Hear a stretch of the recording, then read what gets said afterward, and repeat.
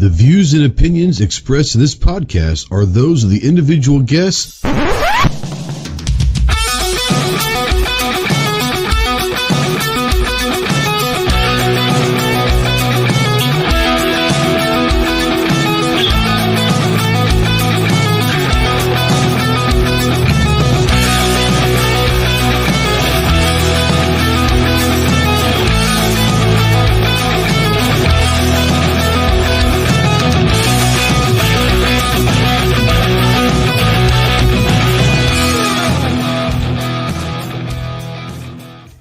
What is going on, my Go Squad? Welcome to the Armed Citizen Podcast Live. This is episode number 352.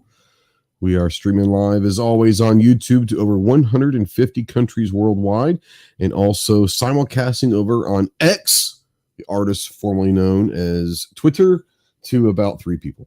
So welcome to the dark side. If you're out there in the live chat, go ahead and say something. We don't know that you're out there unless you do. If you're watching this in replay or listen to this in podcast, the conversation does not have to end now. Utilize that comment section below. More importantly, we invite you to join us live every Tuesday night at 7 Central on our YouTube channel and join the conversation over here. There's some misfits, some weirdos that I love dearly that are out there in the chat. It's a great chat.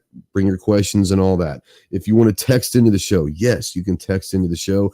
Utilize the Ghost Tactical Hotline presented by our good friends over at Wilder Tactical. That number is 530-364-4678. And the weird questions will be moved to the top of the list. Just saying. If you're a veteran, really anyone, but especially if you're a veteran and you're in that hole, you're in that darkness, and you're looking for the light, call me, text me, email me 24/7. I cannot give you medical advice, but I probably walk you through some stuff, talk you through some stuff. More importantly, I could be there to listen to you if that's what you need. If you are looking to get someone towards some medical attention, remember 2 things. 1, you are not alone in this fight. You have a lot of brothers out here that are willing and able to help you in any way possible. And 2, the world is a much better place with you in it. So please utilize the Veteran Crisis Hotline, 1-800-273-8255. Once again, 1-800-273-8255. Veterans, press the number 1. We are spotlighting, as always, the United States Marine Corps. If you have any questions on what it takes to earn the title of a United States Marine, see the website marines.com. And as always, we are proud members of the Self-Defense Radio Network and the Firearms Radio Network. Go check out all your favorite pro-gun, pro-toy podcasts over at selfdefenseradio.net and firearmsradio.net. Let's get this off of my ugly mug and say hello to the merry band of morons this week from the wonderful company based out of Hebron, Kentucky, from Anderson Manufacturing.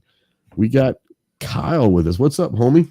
Hey, what's up, Trey? Thanks for having me on, brother. And that hat is badass. I got the munchies. Yep, I got the munchies, and it is what it is. I even got a little piece of the hat missing from I was hungry and just had to eat a piece of the bill. So that's what it is. What's going on at Anderson, man? Getting ready for GOA, getting ready for gold, ready to head down to Knoxville next week. We roll out Tuesday, so are y'all caravanning it? Oh, yeah. That's the only way to do it, especially when you're going to the Smokies. Yeah. How long does that drive for you guys? 4 hours. 6? Oh, 4 hours. Oh, that's nice. Yeah. It's about 8 hours for me. Not bad. I might hop in the trailer and just take a nap the whole way, you know? I mean, you slept in worse conditions, let's be honest. Might get a little toasty, but who knows? Nothing like a 130. Yeah. Yeah.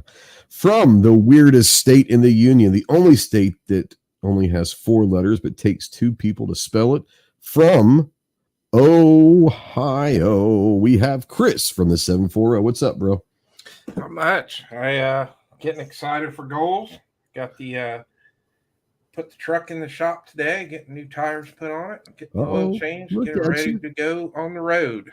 How long is the drive for you? Looks like it's going to be right at 8 hours. Okay, that's about what mine is. Not bad at all. Yeah, easy peasy.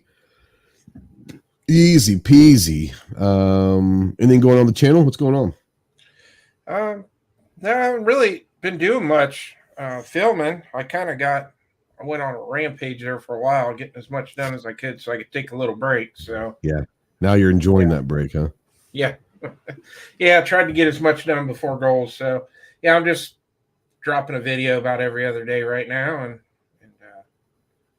just focusing on getting ready to go down there. There you go. RTT, late for the strippers. I tell you what, bro, we'll send one to your room. Can't guarantee the quality, but we'll send vanilla to your room. Or maybe cinnamon might go to his room. Just saying. I was gonna say he's about a week too early. What? Huh? Not it's odd, Kyle. What you talking about, Willis? What you talking about, Willis? We'll send them the stripper clips, right? There you go. We'll send the stripper clips for your rifles to the room. Absolutely.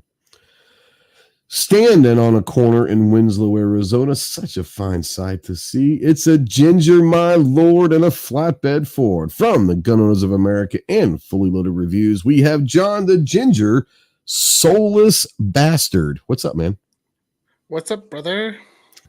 Tuesday. It's good. Was it special people, special teams? Tuesday. I've got that down. I can do that. I'm good. Got that down. I got it down. What's up, man? How you doing? Man. You're feeling like the Purple Passion, like Prince, Purple Rain feel today, aren't you? Purple rain. Yes. Right. Paisley Park. Been a busy day. I was on with Cheryl Todd this morning, and now I'm on with you, and just goals. What's this goals thing I hear about? I'm just now hearing about this. Oh, the goals thing is the Gun Owners Advocacy and Leadership Summit happening in Knoxville, Tennessee next week, August 17th and 18th, with a free concert. Cow. That sounds pretty exciting. How, can anybody go to that? Oh, it's free to all GOA members, or $25 at the door.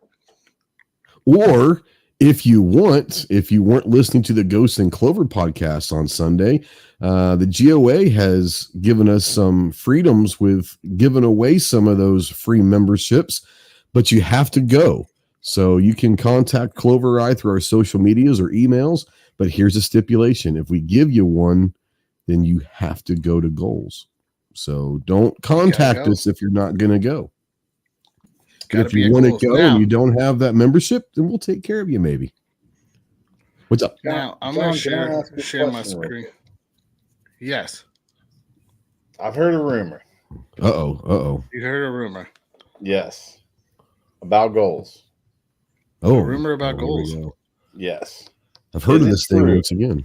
Is it true that Rob Schneider is going to be there? Rob Schneider was unable to make it this year. It's disappointing. I'm disappointed too. But the keynote speaker in the janitor closet on the 9th floor is Clover Tax. So you don't want to miss that one. Well, that's not officially on the fucking schedule, apparently. Hold on. But no one's bitter. I promise you. Look, is my screen shared yet? All right, there you go. Okay.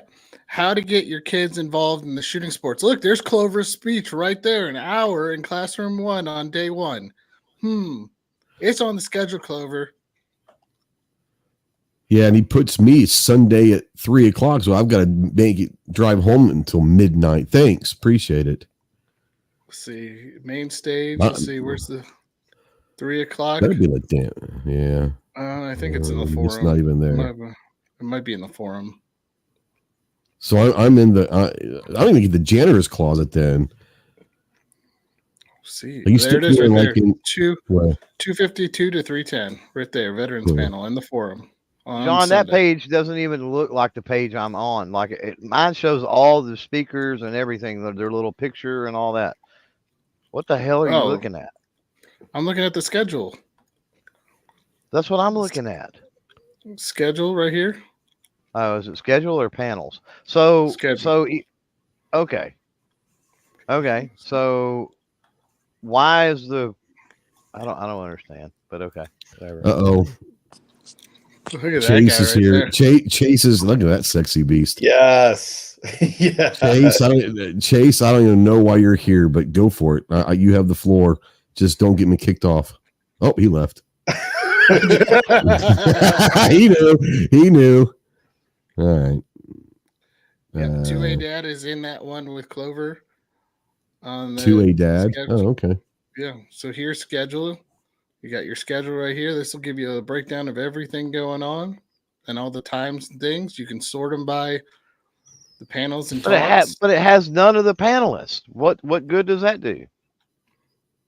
Why if you go to events and panels, it shows stuff in the. Well, here's all the panels right here. It shows everybody and all who the speakers and the guests or whatever are going to be in all of those, and that also has the forum and the main stage and the classrooms, but there's none of the stuff that you're talking about on the schedule. Still working on it.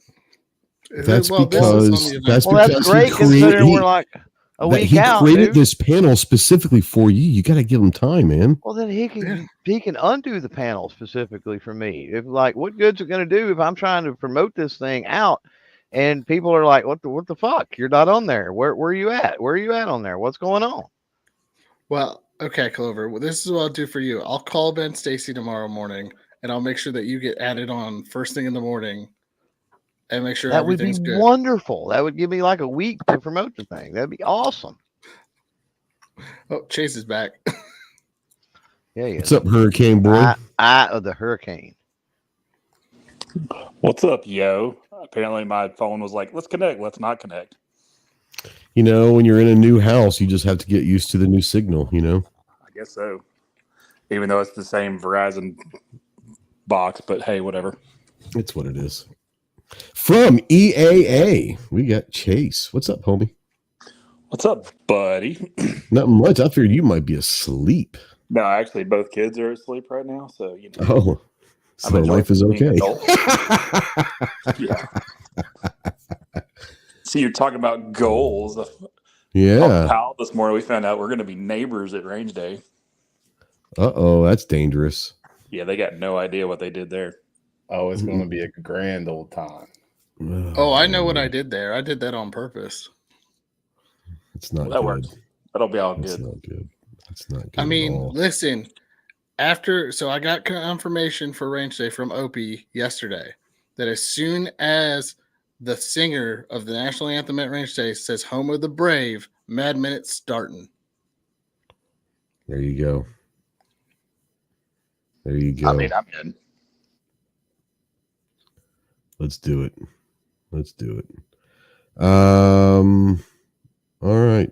From the great state of Texas, the gatekeeper of all Texas pride or any other kind of pride that you want to talk about. This guy was authorized by the International Olympic Committee to compete in women's boxing. So he's there all about bashing women. So say hello to Clover Tech, everybody. Still got my ass whooped the first time. Hey, at least you're man enough or trans enough to admit that. I'm already back home, dude. Like, fuck. They gave him the coal medal, not the gold medal, the coal medal. Oh my god! I heard about that. I was like, that dude, that girl has been practicing and training her entire life. Mm-hmm. It was favored, and then she finds out that she's got to fight a dude in the first round of the Olympics. That's some bullshit, man. You know, I've got a way to figure all this out. If you want to include all that, I don't give a shit. I don't care. If you want to include all of that, you can. Just have their own division.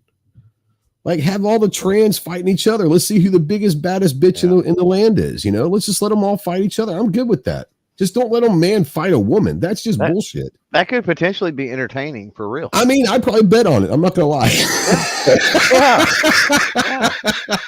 Yeah. Not that I condone betting, folks. You know, I don't know what to think of the whole thing because I've heard so many narratives out there about this, and like, I don't know. I don't know what to think about it. Yeah, I heard something too that she wasn't actually trans; she was actually intersex. That's the other, that's one which of is which is possible. That's a very, very, very small fraction. It's of a very small fraction, but there's chromosomes there that I'm just saying. Just saying. So, like I said, if you want, if the Olympics wants to do this, I'm all for it. Give everybody a platform. Just give them their own division and let them fight it out, man. I'm all good. Well, ironically, though, you never see a woman trying to compete in men's sports, right? I'm just saying, just throwing it out there. Just throwing it out there. So, if they were that good, there wouldn't be a WNBA. There'd just be an NBA, right? But let's be honest, this whole tranny thing, it's just like a bunch of rednecks fighting over whose tranny's better.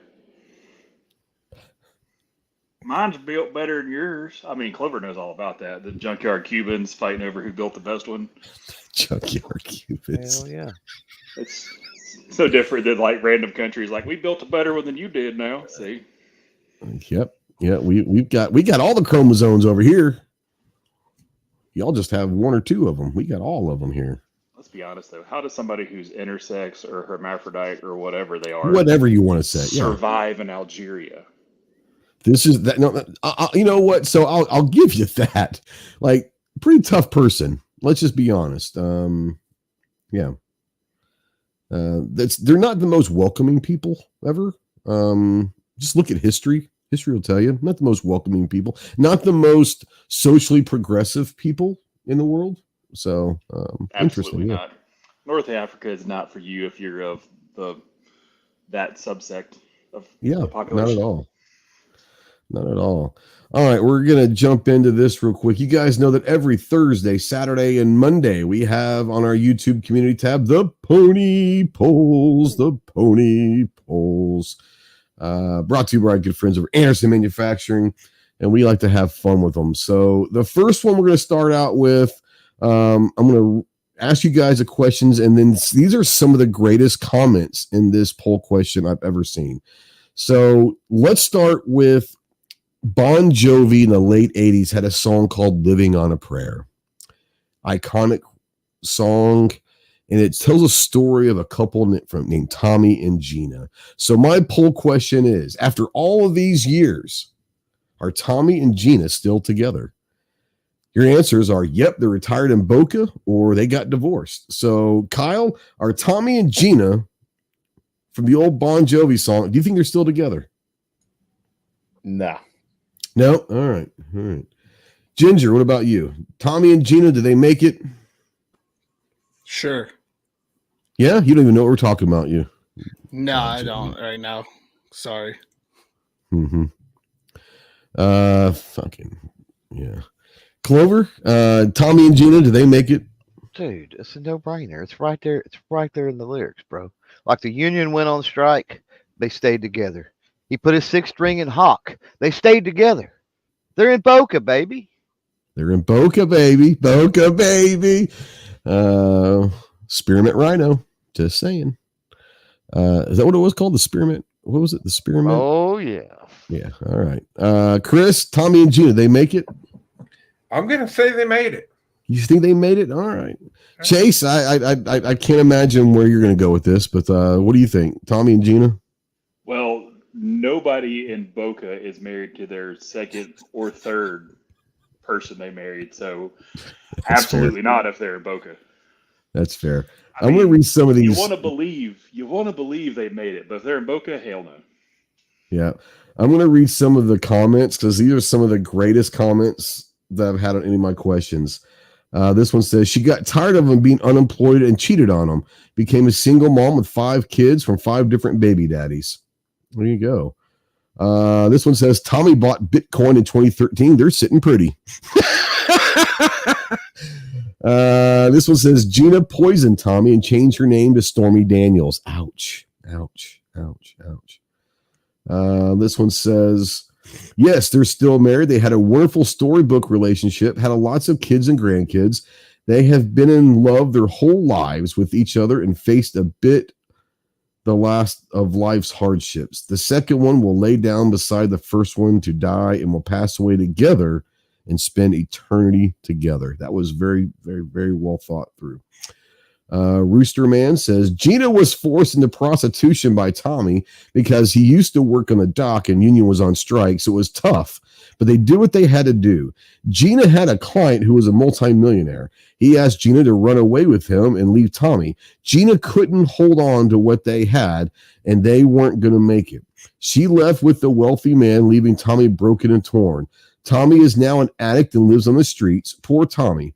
Gina is doing very well. Her husband is spoiling her, and she lives in the lap of luxury. Once again, this one says, who the hell cares? Charles Russell doesn't care. And Jonathan says, y'all some haters. So great comments, guys. I love it. Thanks for being creative with the answers. 66% say they're divorced. 66% do not believe that they were going to make it through the hardships. I'm not saying that only being halfway there. I mean, halfway there. I mean, you got to take care of it, right? I mean, if you're going to go, you got to go all the way, not halfway there.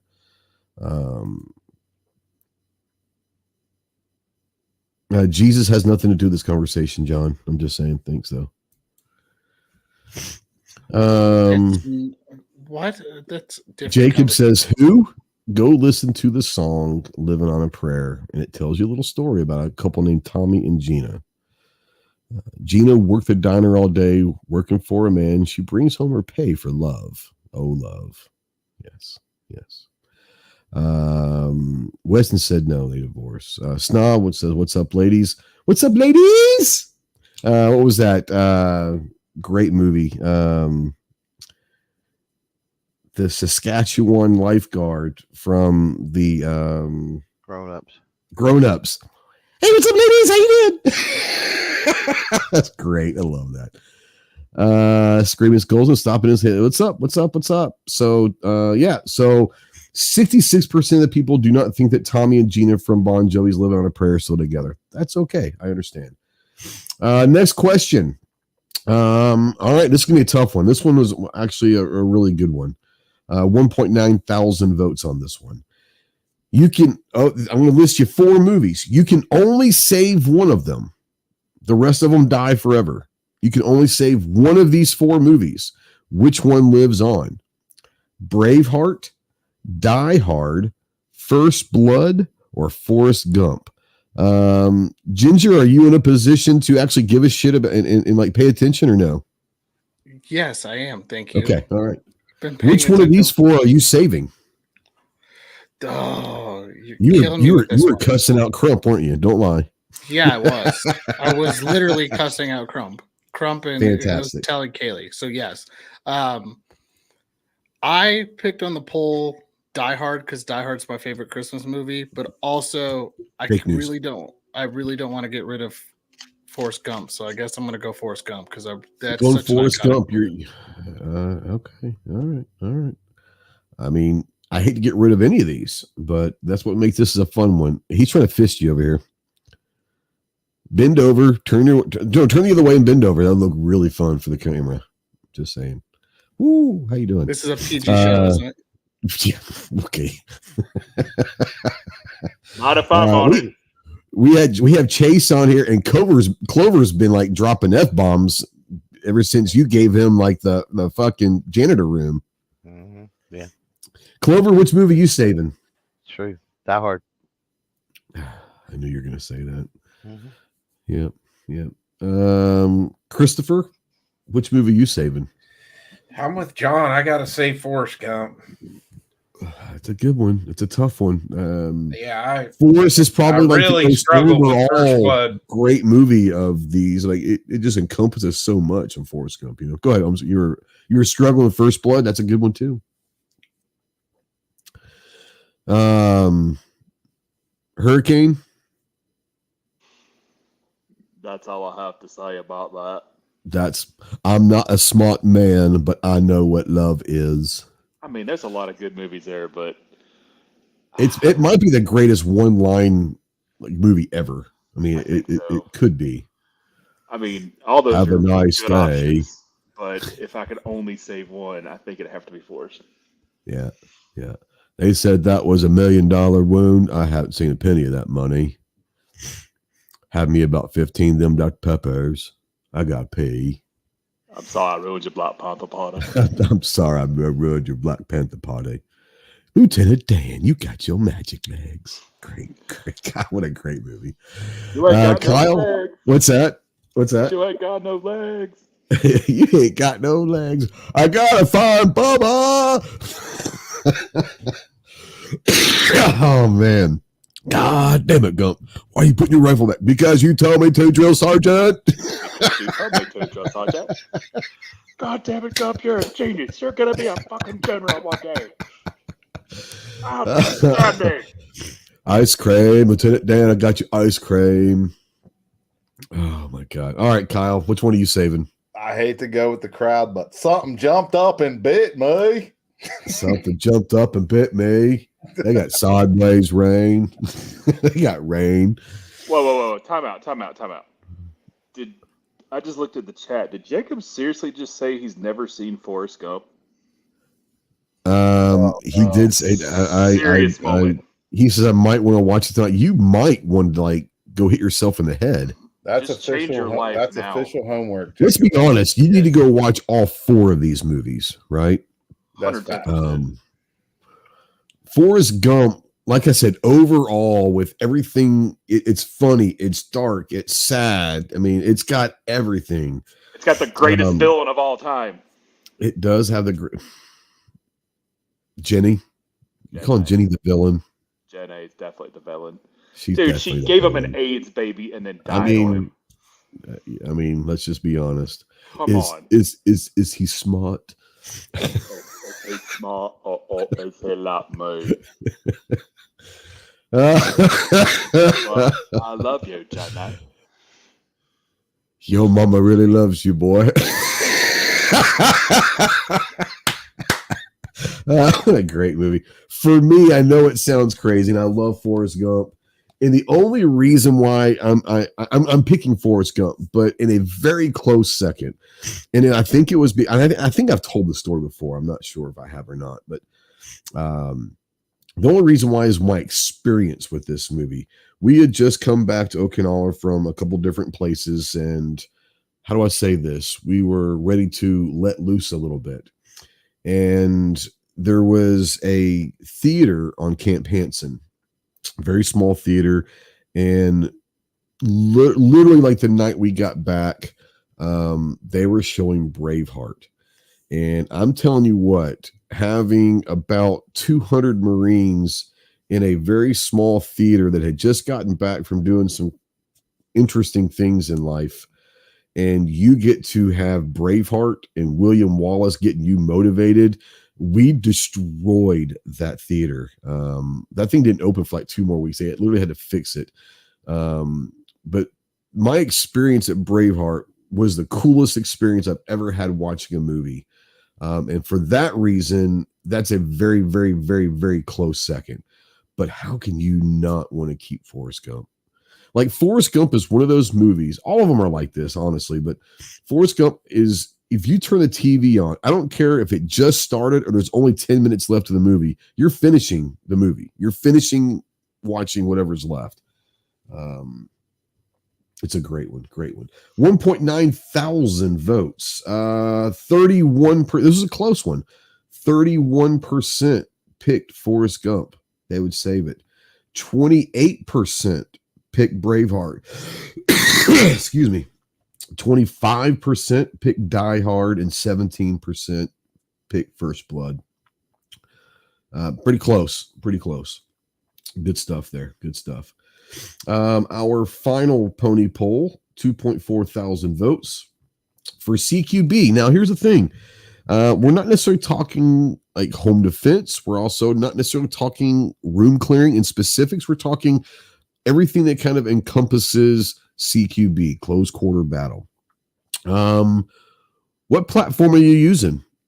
AR-15 or AR platform, let's say, an AR platform, a handgun, or a shotgun. Clover, for close quarters, which platform are you probably picking? Probably handgun. Handgun, okay. Yep. Probably. Yeah, no, I get it.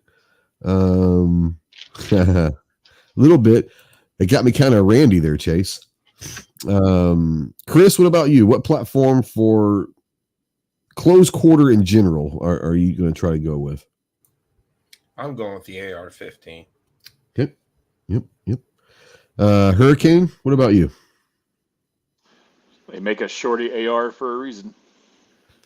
That's a very valid point. I call it. Come on, Jen A. Gerald, how are you? Screaming Skull, you guys got me regretting having voted for Braveheart. No, don't ever regret voting for Braveheart or any of these movies. Kyle, what about you? Which platform are you going for CQB purposes? I think I know where you're going with this. AR. Yeah, there you go. Ginger, Handguns. Are you going with like the water gun or something? Listen, handguns put holes in people. Rifles put holes through people. A shotgun at the right distance with the right load will take a literal chunk of shit off of your opponent. Quote from Clinton Smith, I'm going shotgun. Okay. All right. Fair enough. Talking about the right load. It's all about the right load with John. Yeah, it is. That's also a low recoil or a full power load. He likes the gentleman's load. Well, it's all dependent upon what kind of wad he uses in that load. This is true too. You shoot your load. You shoot your load with the wrong wad, man, and you're in trouble. I heard he likes gauges. So John fancies himself an expert in wads. He does. He does. That's how we got the job at. Never mind. Wow. Thanks, Chase. I didn't say where. We all know, though. We all know. Gerald, damn. Yeah. Just for you guys that know, we're actually all pretty good friends. I know it's surprising, but we're all pretty good friends. We may not be after the next week or two, but we're pretty good friends right now. 2.4 thousand votes. 39% say AR, 34% say shotgun, and 27% say handgun. Those are our pony polls for the week. Go and check out our good friends over at Anderson Manufacturing. Kyle, you want to tell people where they can find you on social medias? I'll tell you next week. You can find me at booth 1204 at Goals. Boom! Look at you dropping the knowledge. I know another booth. I know another booth we might be able to find you in next week. Just saying. Wow. Hey, that's material, Clove. Wow. You'll have to come find me. It's a hide and seek type deal. Allegedly. Allegedly. Other than that, though, AndersonManufacturing.com on all the social platforms at Anderson Manufacturing, except for X, where we're at Anderson Rifles. We need to contact whoever's got that handle. Just get it over with. So, Chase, I agree with your assessment. I agree. Oh, that's a happening.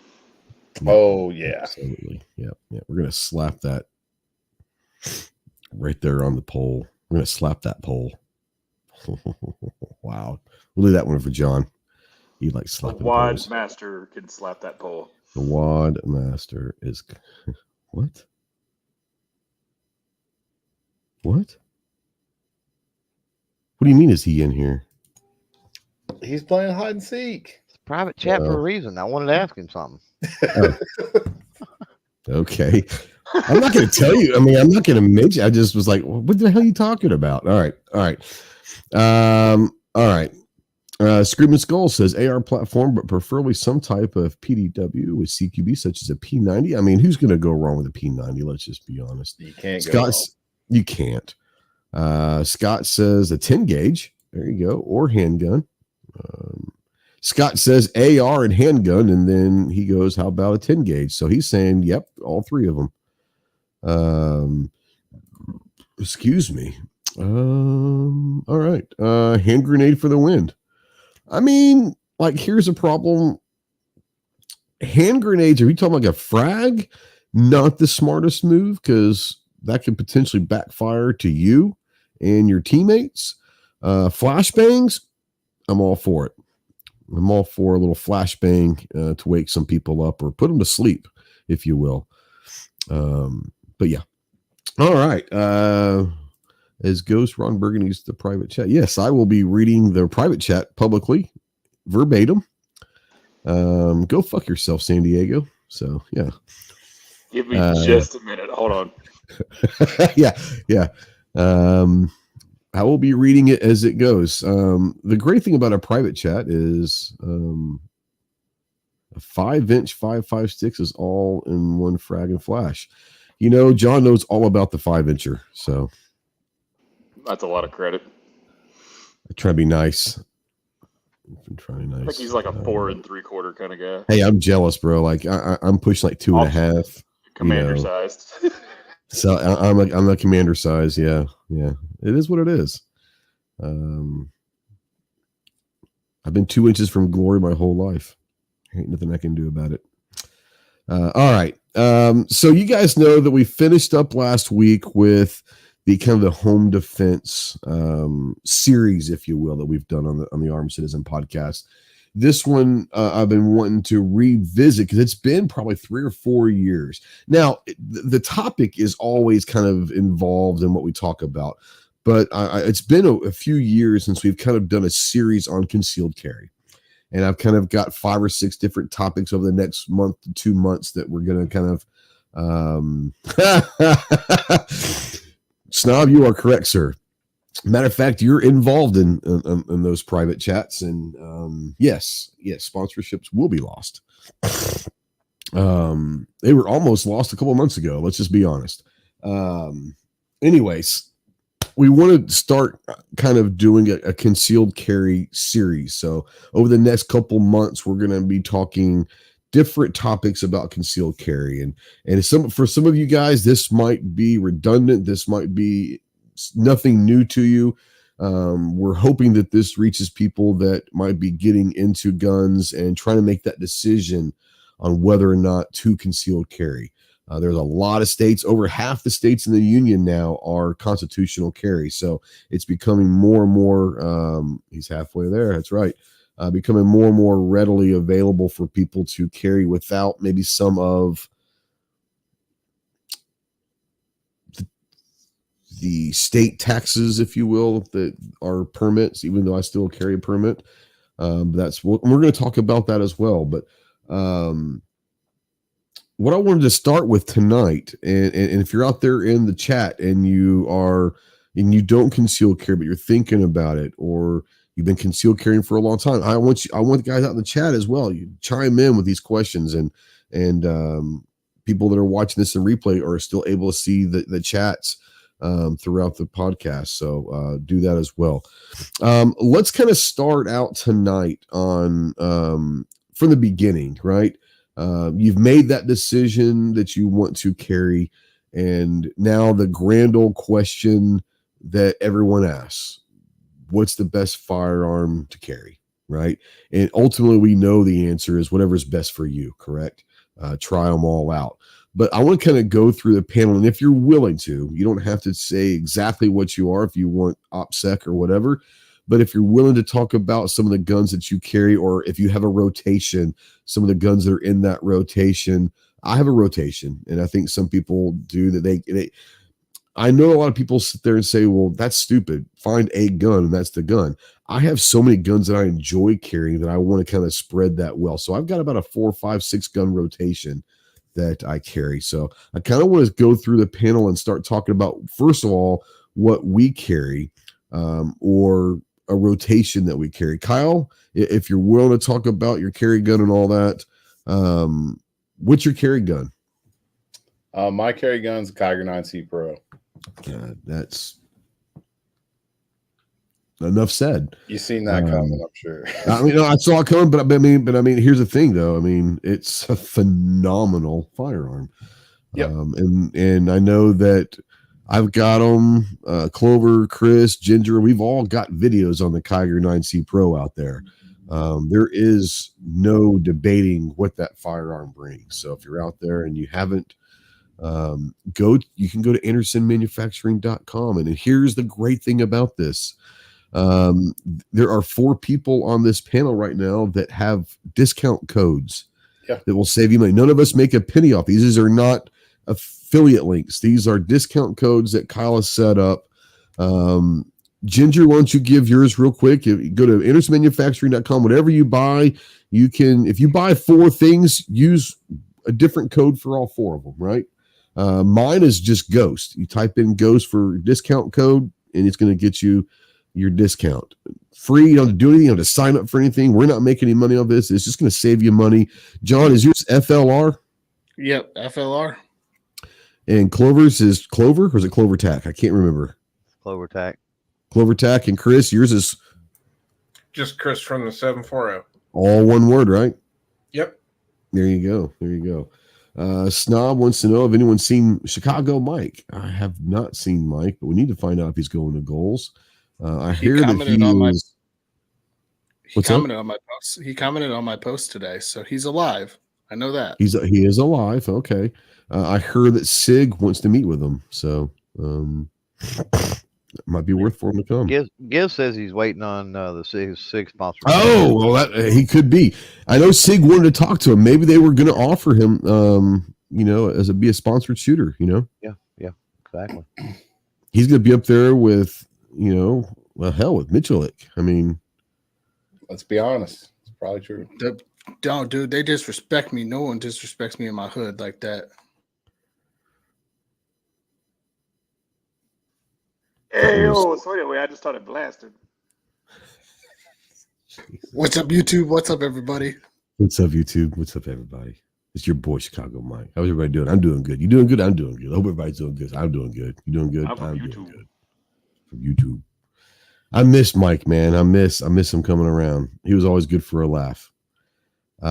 Ginger, carry gun. Are you a single gun or are you a rotational guy? Rotational. I bet you are. Yeah. So what's if you don't mind, what's in the rotation or what has been, Let's see. Walther PPQ, the SIG 365 Taurus GX4 is currently in my fanny pack when I go take the dog out and stuff like that when we go for long walks. I like wearing basketball shorts. I'm glad he said pack after that because I was getting worried. His fanny carry. Yeah. Let's see, the Hellcat Pro, the Prodigy, and then for goals, I am carrying the EAA Witness Untouchable. The Untouchable from EAA. I'm going to make that my carry gun for goals. The Witness Untouchable. Chase, he just created a new firearm for you. Pick it up as you go, bro. It's cool. I know, my brain. Shut up. My brain shut off. I'm still gonna use that. This is our new Witness Untouchable. This could be our Witness Untouchable. Oh my god! Goals just for you now. It's gonna be a graphic and everything. Oh, it's gonna be so good. I want to say the Witness 2311, but I haven't got one yet. So my brain shut off because I said Prodigy. Shit, I got two of them. You want one of mine? That's entirely too much Skyline chili is what happened there. Facts. Could be. Facts. You got three people. Stop. Just stop. That sounds really good. Skyline chili is so good. Kyle, can you bring Skyline chili with you to goals? You know what? I'll bring a round for everyone. Skyline on me, Jim. I'll bring cans so we can shoot it. Right?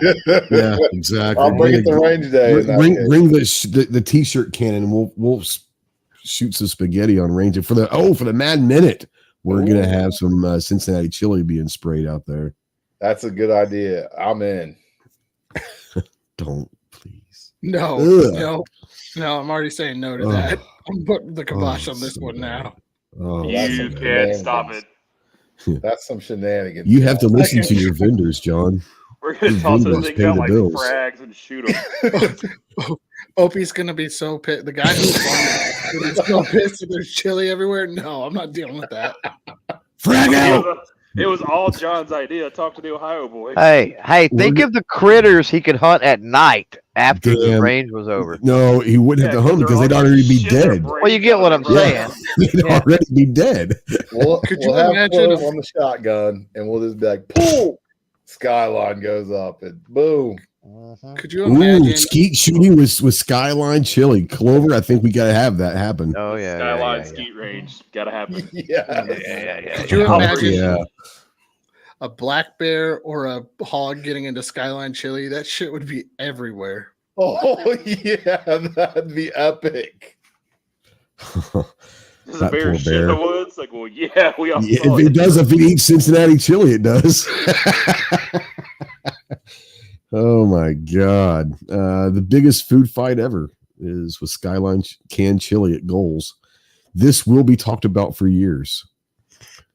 Yeah, in a bad way. No, this is not happening. Hey, there is no such thing as bad press, bro.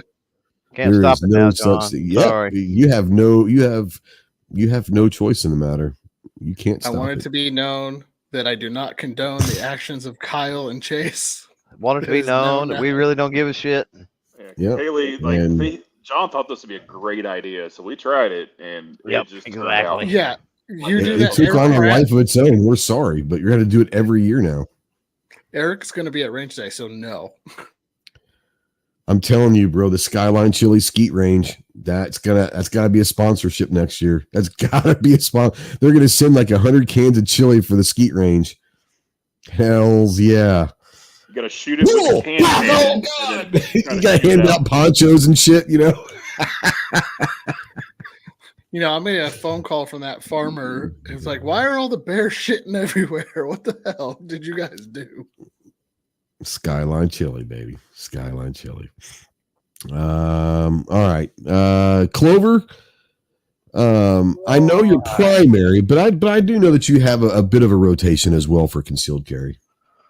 Yeah, pretty much. Glock 42 primary. Mm-hmm. Secondary used to be a Beretta Cheetah. That's dropped off for the Avidity Arms PD10. Okay. You liking that 30 super carry, by the way? I'm liking the 30 super carry a little more than I'm liking the PD10, but yeah. You're liking that carbine right now, aren't you? Mm-hmm.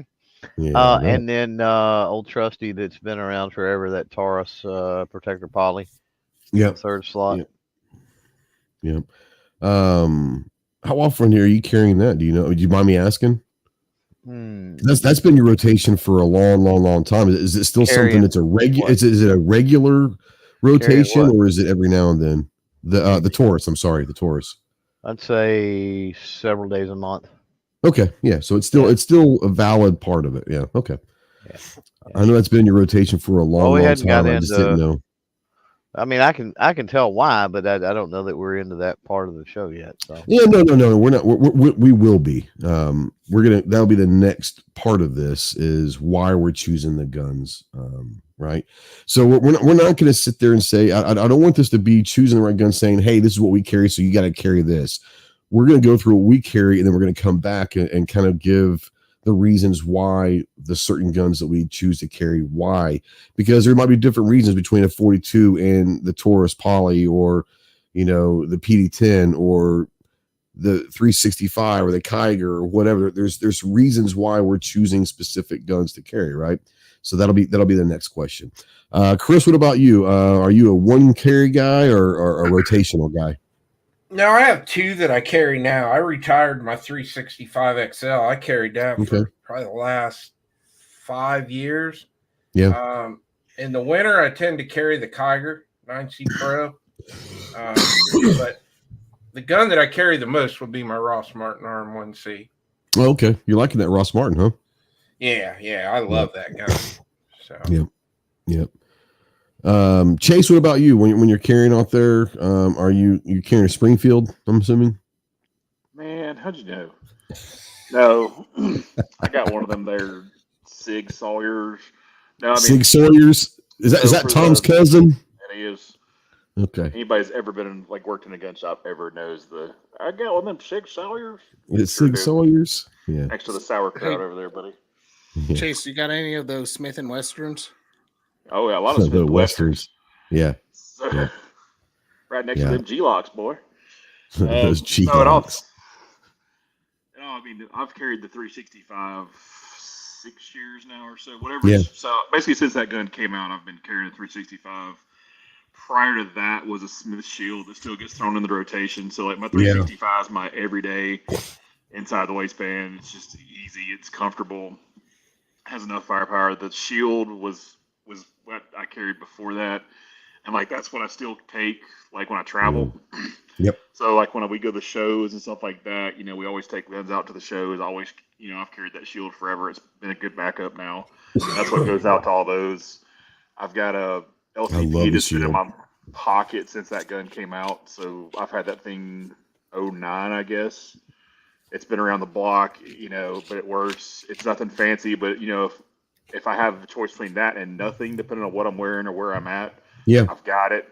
And then I've got a trusty Smith 642 that I've had forever for the same reason. It works every time. I can conceal it easy. You can drop it in a boot. You can drop it in a pocket, a little small bag, whatever. Yeah.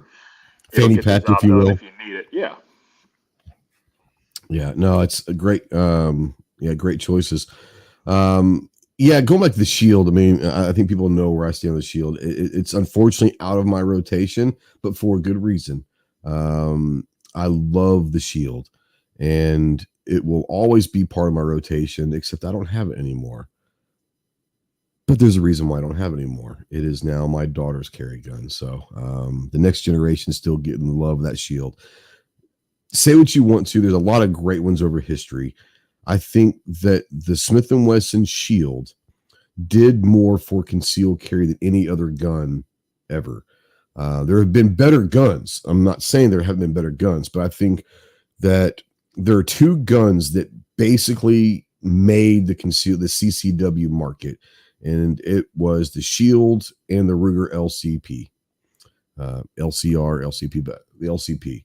Those two guns, I think, really took the CCW market and say there can be guns specifically for carry, right? So I'll never say a bad word about the Shield. It is my daughter's carry gun now, so that's fantastic. She's getting great use out of it. For me, I've got about 4 or 5.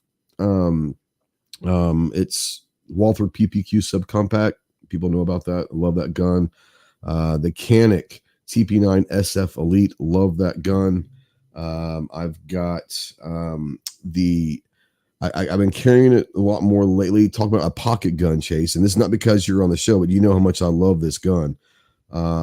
Is the MC 1911 SC Ultimate from Gerson in EAA. It's a little really subcompact 9mm 1911. Fantastic. Talk about something you can fit in a boot, fit in your pocket, fit in a fanny pack. It's fantastic. There's about 4 or 5 of them. I've got a gun that I've got to pick up today. Well, I was supposed to pick up today, but I didn't have time to. Just came into the gun shop. It is the new SAR USA SOCOM Compact, and they just came out. Got a shipment of them, and it's in my gun shop. I cannot wait to mess around with that. The Kiger, I love that Kiger. And then the one that I've been putting in the vehicle, because let's be honest, I'm not the largest guy in the world. Now I think it's be a great winter carry when I'm wearing fleece and hoodies and stuff. But right now it's my vehicle car is the Witness 2311. That's a great gun. It's just bulky for me to carry on a day-to-day basis. But that's going to kind of transition into the next segment of these questions is, Ginger, I'm going to start with you on this one. We've kind of gone through the list of what we're carrying, and you don't have to go through your whole rotation, Ginger, and explain all of them. But I want to kind of go through like the 1 or 2 that we're carrying on a regular basis and discuss why we've chosen those particular guns. Because like I said, there's no wrong answer to what's the best carry gun. It's what's good for us. And we have different things that we're looking for. Some people like carrying full size. Some people like carrying, subcompact, 380s. Some people, there's all sorts of reasons and whys we're carrying certain guns. So I'm going to start with you, Ginger, and say, pick 1 or 2 of the guns that are in your kind of your main rotation, and tell me why those were chosen for the rotation.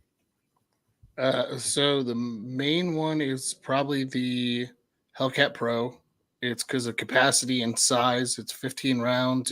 It's the right size. It's not too big. It's not too small. It's just that it's not quite a micro compact, but it serves its purpose for the size it is. And then the other main one, because I carry it when we walk the dog, is the Taurus, because I feel comfortable shooting the GX4. It shoots great, and having something lightweight like that just to throw on real quick when we go walk the dog is easy. Absolutely. No, and it's one of those things where, and it sounds weird, but I think pretty much everyone does. I think even Chris mentioned it. There are summer carry guns and there might be winter carry guns. There's guns that we're gonna carry if we're just going to the grocery store. There's guns we're gonna carry if we're going on a trip. There's all different ones, right? So yeah. Real quick, let's go up here. There's a couple in here. Screaming Skull Saloon says Glock 42 with a +2 mag extension loaded with Underwood Extreme Penetrator 380 with tight fitting t-shirt, CZP10S or CZP10C. I've got a CZP10C. Enjoy it. Loaded with Black Hills Honey Badger plus P9. Occasionally the PPQ Navy. There you go. He also says a Glock 20 10mm Gen 4 for the woods loaded with Underwood Extreme Penetrator chest rig holster. There you go. Milsurp out there says that he just picked up another M1 Garand, greatest battle implement ever devised. We could argue that, but hey, everyone's allowed to be wrong. So good seeing you, Nick. Just joking. Fluffy out there. I rotate between 9mm 40 and 10. For the last year, I've been carrying the X Macro Comp. There you go. Scott says when he gets to Texas, he's getting a Staccato. There you go. Right now, it's a PSA Dagger. Dagger is interesting. It's one of those where I don't know how I feel about the Dagger, right? Don't have a ton of experience. I don't own one. I've shot it many times, but I don't know still how I feel about it. It's not a bad gun, but nothing about it wows me. Does that make sense? I don't know how you guys feel about the Dagger. Solid gun. I would never discourage anyone from getting it, but nothing about it wows me, right? I don't know how you guys feel about the Dagger. I feel the same way as I do with the 365, basically. Yeah. Yeah. Like a lot of people do like it. I'd never have. Never have. Yeah. I'm never going to say it's a bad gun. I would never tell anyone not to get it. It just doesn't do anything for me. It doesn't wow me. And that's where this becomes a personal thing, right? Let's see here. Ozzy says, hopefully we'll have the new Bodyguard 2.0 in here. Let me know, Ozzy. I'm really interested in that. I have the original Bodyguard and I'm a fan of it. But I let me know. Is Smith going to be at range day, John? I was just going to say they're going to have it at range day. Okay, then I'll get to shoot it then. Great. So I'll be happy about that. Can't wait to actually shoot that. But yeah, I'd love to hear what you think about it, Ozzy. Screaming Skulls, so I got to go. Stay frosty. Absolutely. Lance out there off the X says Walther PDP Pro. Walther's going to get a lot of love. Let's just be honest. SIG P320 in the winter, P365 in the summer from Ozzy. There you go. Scott saying also thinking of a micro dagger. There you go. Oh, Scott's moving to San Antonio. There you go. Awesome. Clover, you were smart enough to know where I was probably going to go with this conversation. So, and you don't have to go through all of them, but pick 1, 2, or 3 of them and kind of decide on why you carry certain ones. Well, because you actually have an eclectic carry, you know? Yeah, I'll just give you the same reasoning for all of them, because there's one reason for all of them, and it applies to every single person on this panel out there in the chat and listening in replay. Same reasoning you should have. There's a lot of personal perspective type shit that we can talk about when we go, what's the best gun and this, that, and the other. At the end of the day, the best gun is the one that you enjoy shooting. Yep. Because that means you're going to get out on a damn range. You're going to shoot it. You're going to become proficient and familiar with it. And that's what you need to be carrying. Now, what that is, that's for everybody. That's going to be a little bit different, you know. And that's kind of what we're going to talk about for this series, especially tonight, Clover. Is like all 6 of us on this panel all have incredibly different guns that we're carrying. And so what this is someone out there that might be thinking about carrying or doesn't know what is out there. Well, we've just given you about 15 or 16 different guns between the 6 of us that there's a lot more out there, but start with the ones we're talking about and see what you think. Go ahead, Clove. Yeah, always. Yeah, I mean, I will consider carrying something based on look and feel, you know, and some different things like that. But I'm not going to go out and get something, or maybe I've already bought something. I've gotten a deal on it, and I think, that'll make a good addition to the carry rotation. I don't just instantly put it in the carry rotation. You know, it's got it now. After getting it out on the range 3 or 4 times, you can tell pretty quick that I enjoy. I take this out every day and shoot it or whatever. And at that point, then you start questioning, okay, how is capacity? What's the caliber? Does the size, is the size appropriate? Then you start looking at all of these other things. But if you don't enjoy shooting it and enjoy getting out to the range and pulling the trigger on the damn thing, what are we doing here? It doesn't make any difference, because, I mean, maybe for like a home defense or something, but not for a carry. Yep. Patrick Snyder says Glock 26 with Shield Arms +5 and a Holosun 508T for the EDC. Nice. Jacob, I currently do not carry a sidearm. You know what, Jacob? I'm not going to jump on you. I'm not going to jump on anyone that doesn't carry. I wish you would. But I tell you what, where you've come in the last 4 or 5 years from when you kind of started hanging around the chat and the podcast, and I remember you were like a 19 or 20-year-old kid that knew nothing about firearms and was literally asking questions. From where that kid was to where you are now, it's pretty amazing, some of the knowledge that you have. And you're still learning. We're all learning, but you're still willing to ask questions. And I love that about you. And you know that you've got a lot of people on this panel or in this chat that if you ever do decide to start carrying, there's a lot of people that are willing to help you. But I want to say real quick to Jacob, thank you. Hope he's not going anywhere, but for the last 4 or 5 years that he's been hanging around, he's asked some of the best questions we've ever had on this podcast. So, and they were asked because he was truly wanting to learn more about guns. And I love that. Chris, you mentioned a summer carry and a winter carry and all this kind of thing.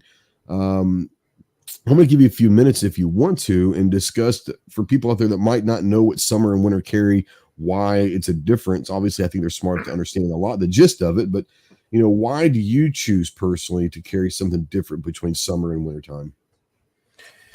Well, for me, I don't like the micro carry guns. I mean, to me, the 365 XL was too small. Okay. Well, you have also bare hands too. So, and you're a huge guy. A 365 is a great size for someone like me. It's a micro compact for you. It's not a micro compact gun. Yeah. Now, as far as it was very easy to conceal, but I had to shoot thousands of rounds through that gun to be able to shoot it as well as what I can like a Glock 19 size gun. Yeah. And I do shoot that gun really well, but I got to the point where I just wanted to carry something a little bit bigger. So that's when I started carrying the Kiger.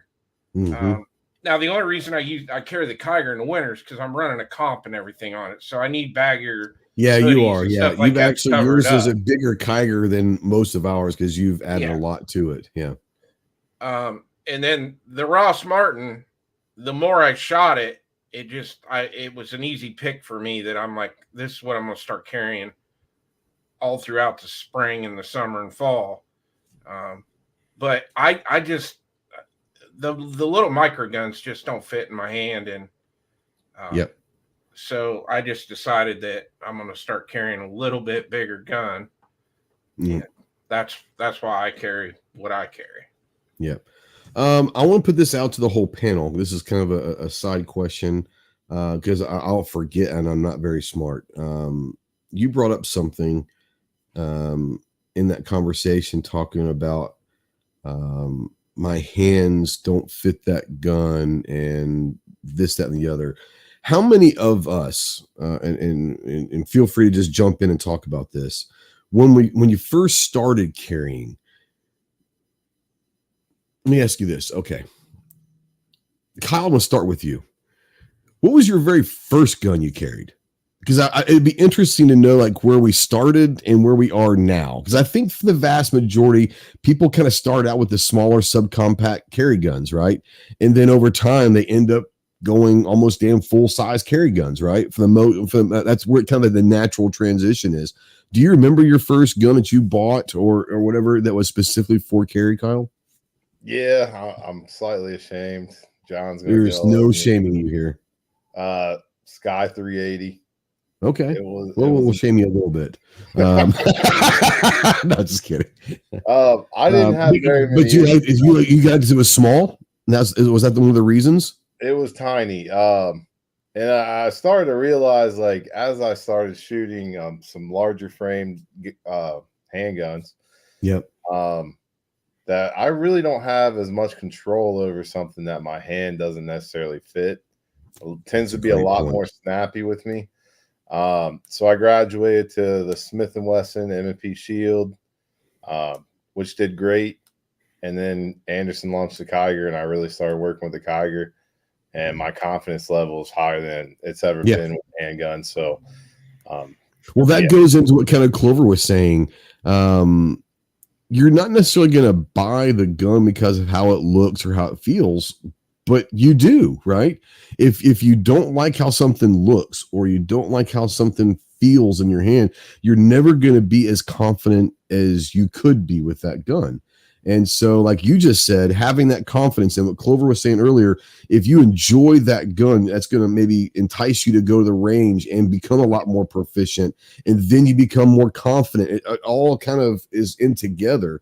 The likes, the looks of it, the feel of it, getting used to it, the confidence, all of this is kind of like a big snowball. So it is important. Chase, I'm going to come to you real quick. The first gun you remember getting specifically for carry, was it the Shield? No. So okay, we got to time travel back like the early mid 2000s. Okay. My very first carry gun was an HK USP compact. No shit. Yep. Was not expecting that. I will shamefully admit it was a 40. Okay, a little gayer, but it quickly got turned into a USP 45 compact, but I've always loved the USP family. So the USP is a great gun. I've honestly, I think you might be the first person that I've ever heard say that was their first carry gun. It's not something, maybe you move into USP, but I've never heard anyone say that's where they started. I played with guns a little bit when I was younger, growing up. I had options when I bought a first carry gun. I mean, I had other stuff too, but my very, very first carry gun was USP compact. I love it. I love it. And believe it or not, like we were talking about, summer, winter carry. Like here now, I don't really have to worry about a winter carry anymore. No, you don't. But in Alabama, when it would turn cold, everybody, went to jeans and vest or like some kind of light hoodie or jacket or something like that. I wear a lot of fleeces and hoodies in the wintertime, and I love it. Yeah. Believe it or not, it was a first gen Springfield Armory TRP operator. No kid. Wow. Holy cow. Was originally a Surefire X200, became an X300. That gun, I've had that thing 17 years now, something like that. It's awesome. The first gen Armory code, the stuff they can't use anymore because it might, the EPA hates all that cool old. Might give you cancer. Yeah. But thing's a tank, you can't hurt it. But those were some of my first carry guns, and it evolved into more carry specific things later, like, a lightweight little Smith and a pocket gun and that kind of stuff. Yeah. I had a Kel-Tec P3AT before the LCP ever came out, and I had a buddy who was Air Force, who was getting relocated to a not really great part of the country, and he had a 32, so he gave his wife the 32. We did some horse trading. He got my P3AT, and then about a year and a half later, the LCP came out, and I picked one of those up because I missed having a little pocket gun just to. Yeah. You could be in anything. You could be in gym shorts. You could be in flip flops. And literally, my LCP has been in the Atlantic Ocean. It's been in the Gulf of Mexico several times. Like we used to. I had family and friends that would play. Like, you don't have a gun on you now, and I'm like, third sandbar in Panama City. And I'm like, what a bet. So. Kind of going into the what you're talking about, and you kind of already did, but having specific, reasons or specific criteria that you're looking for in carry guns, kind of what we're talking about. Everyone's different.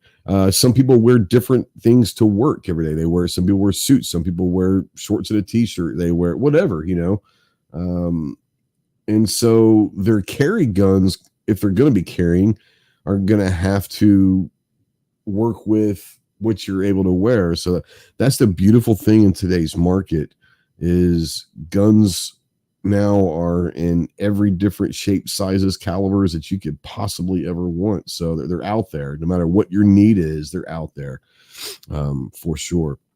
For me, a lot of it just comes down to comfort.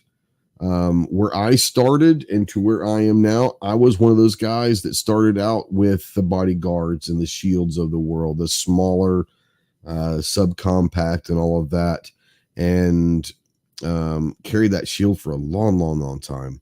Moved in, and I tell you what, probably my favorite to this day. I still think that the shield is maybe the most important carry gun, but my favorite gun that's in my rotation to this day is a Walther PPQ subcompact because I can go with the extended magazine, and now it's basically not the subcompact grip; it's the full size grip, PPQ grip with a shorter, barrel. I love that gun. Love that gun. I trust that gun as much as you can trust a gun for a self-defense. And that's really ultimately the ultimate thing, right? Is being able to trust a gun to go where it needs to go in that weird time. So, but I think that it's interesting where we kind of evolved in over our journeys of carrying. Let's go out here real quick. There's a couple more. Jacob says that if he was going to carry, he'd probably end up with a 1911. That's a solid choice.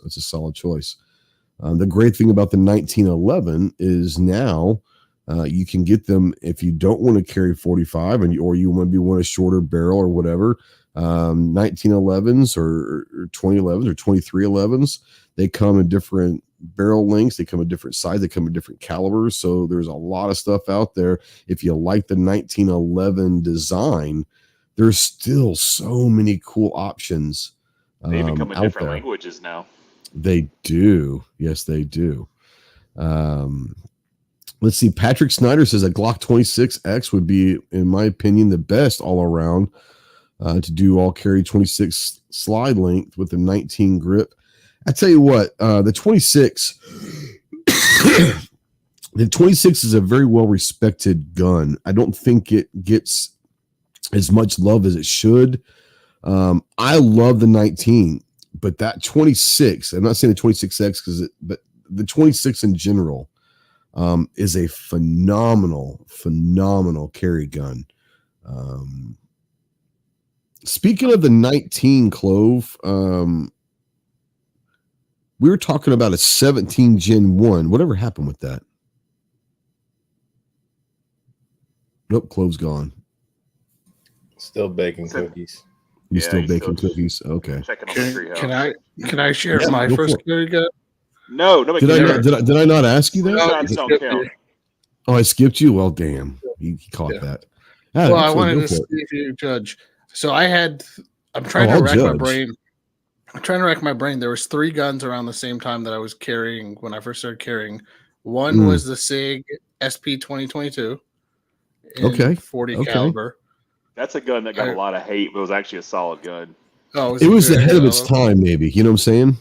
That was the problem with the SIG Pros and the original 250. They were just way too ahead of their time for what they were. Absolutely. I think those were cheap back in the day too. I think I remember because it came with a holster. That's the only reason why I carried it. Mm-hmm. It was like $3.99. I want to say. SIG Tac. You just brought all the memories back. Oh yeah. All the memories are coming back. And then around the same time, I think I bought the Smith & Wesson 360J, which is their scandium frame gun that was like an overrun from the Japanese police. And they were selling those for stupid cheap. That revolver, I'm assuming I've never heard of that. Yeah. Okay, then I wouldn't know what the hell you're talking about. If you ever want to torture yourself, go shoot a 340 PD Smith at full power 357. It'll rock your world. What you're saying? It's a scandium frame titanium cylinder 357. With a 357? Yeah, it weighs like less than 11 ounces. It's insane. Nope. Yeah, Nope. this one was scandium frame steel cylinder, and it was only in 38 special. 360Js were cool guns. Like I wish I had picked one of those up when they were cheap. And then the last one would around the same time.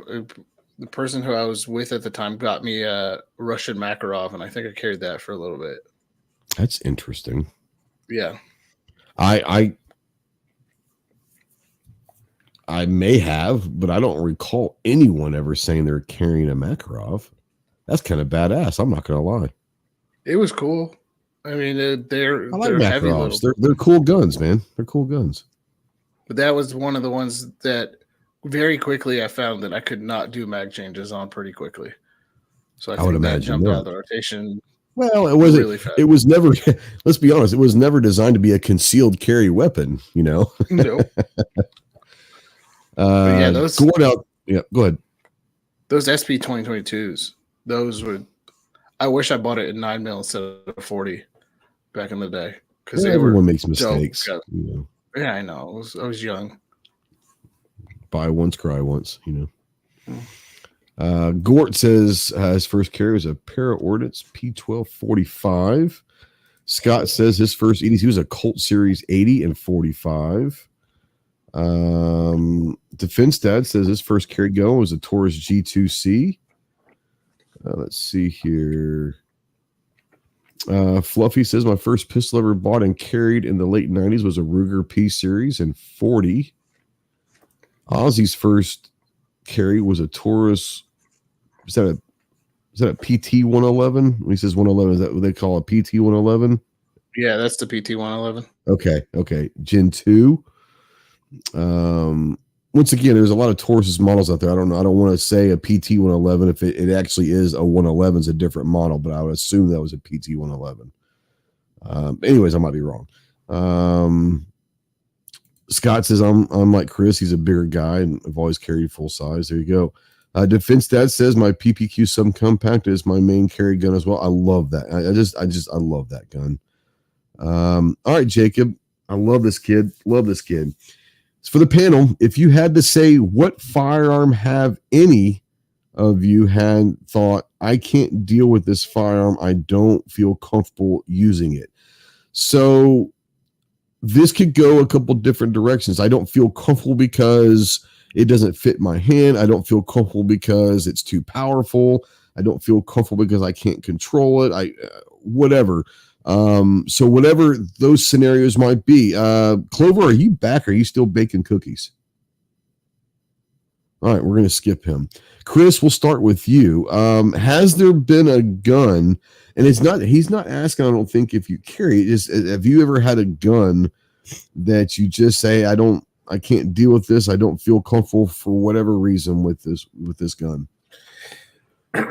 Yeah, I've only actually got one gun in my collection that I absolutely hate. And I won this gun, so I didn't buy it, but the original Bodyguard 380. Oh yeah.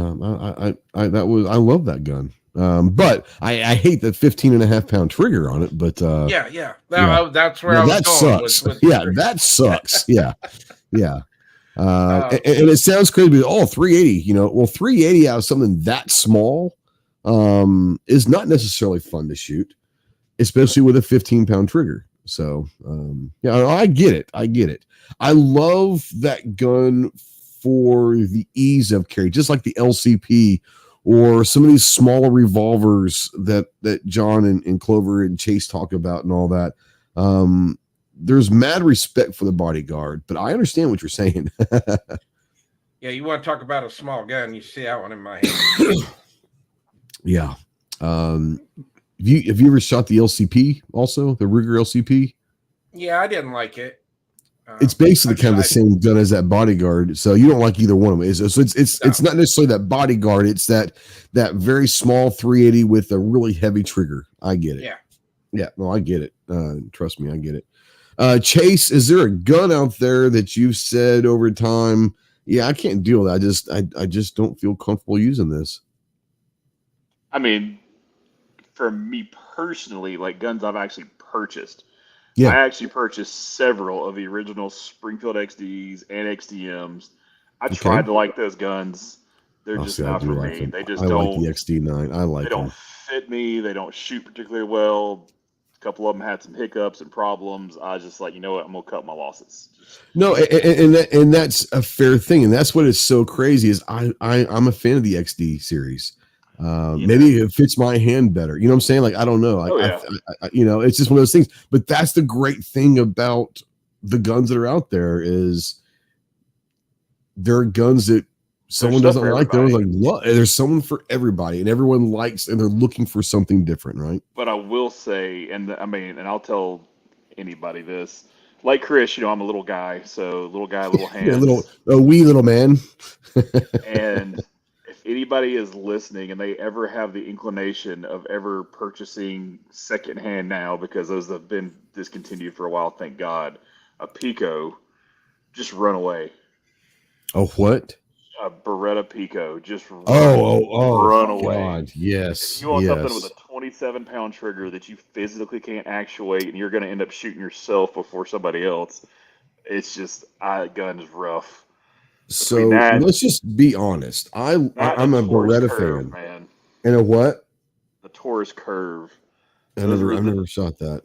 Oh man, at my old shop, we literally had bounties on both of those guns. At one point, we were down to one of each left, and it was like, I will give you whatever you want if you can sell this stupid thing. Like it was. Yeah. Those guns were horrendous. I think everyone knows about me that I'm a Beretta fan, right? Holy shit! You get the cookies done finally. But yeah, that don't get me wrong. Every company makes mistakes. Let's be honest. Every company makes mistakes, and the Pico is one of them. Let's just be honest. Yeah, every company's got that walk of shame gun that that one. Can we just move past? The interesting thing is for Smith & Wesson, one of their most recents was the SDV9 or whatever, and now they've got a 2.0 coming out. The worst gun that's come out for Smith & Wesson's brand in 20 years, and they've decided to reboot it. Name it something different, please. Like, just don't call it that, because that was a terrible gun. Anyways, I digress. Clover, going to bring you in real quick. A question that was brought up, I think it was by Jacob, said, has there ever been a gun that you've got, not for carry or whatever, but just a firearm that you said, I can't deal with this. I don't feel comfortable using this gun. Like, do you have one of those? Excluding carry? No, just in general. Like, has there been a gun that you said, I just don't feel comfortable using this? Whether it's for carry or not, So as far as a model or having to do with the condition it's in? We're talking about model, right? Like, probably model, yeah. Model, yeah. No. No. Okay. No. I've got a very interesting... Yeah, well, here's the thing. I've got a very interesting take on things because I'm not one of the people but I'm not one of the people that draws this hard line with this very opinionated thing on there shouldn't be this and why is there a need for that and blah, blah, blah, blah. Like, all guns are awesome. They're mechanical. They have some type of purpose, even if that purpose is just for a collection or having fun or whatever. And so as long as they fit that particular purpose, cool. That's fair. And I've run across a lot that were... you hear a lot of bad about it. The old RG and Rome revolvers come to mind, right? But yeah, at the end of the day, if they're in good condition, I mean, they're okay. You're not going to go out and put 10,000 rounds through them, but fair, they're okay. So, yeah, I get it. Kyle will bring you in here. I'll give you $100 if you can get at 5 A's at 10 yards of the Beretta Pico. Are you talking to me or in general? Yeah, you. I never. Okay, and did I ever say I could do that with a Beretta Pico? No, I'm just saying. Like, we're talking about things that worked or didn't work, and they had their purpose. Yeah, but I thought the question was, have I ever? I thought the question was, have I ever gotten anything that? And I've never gotten that far. I'm not going to get a Beretta Pico because I know that I don't want a Beretta Pico. Hey, Paul's got one. He will gladly sell you. Sure, he would. You better give it if it's Zach 91, AR Zach 91, Sig P320 Legion, worth a price point. Well, we'll go around if you guys want to talk about that. I'm not a big 320 guy. I'm not a big Sig guy. If I was ever going to get a Sig, it would be the 226 Legion. And I think that the Legion series of Sig they're great.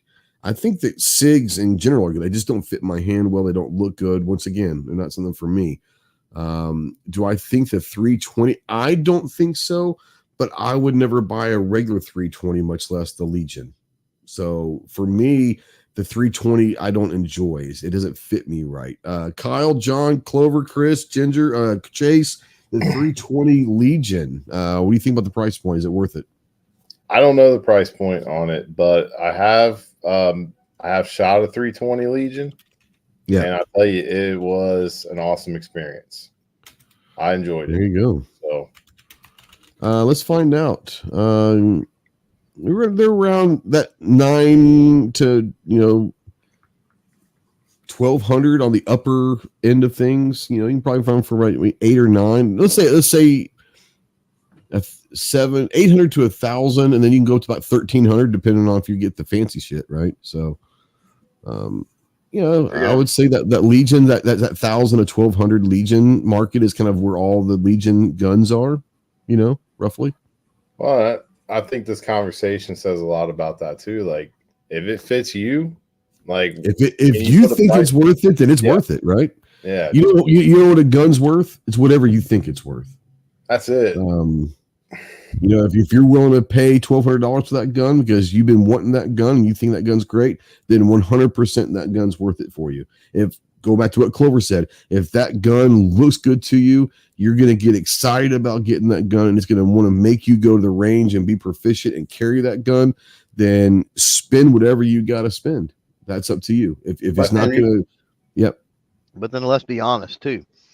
Mechanically speaking and accuracy speaking and reliability speaking, there's a lot of other firearms out there, many of which are probably cheaper, that are just as good.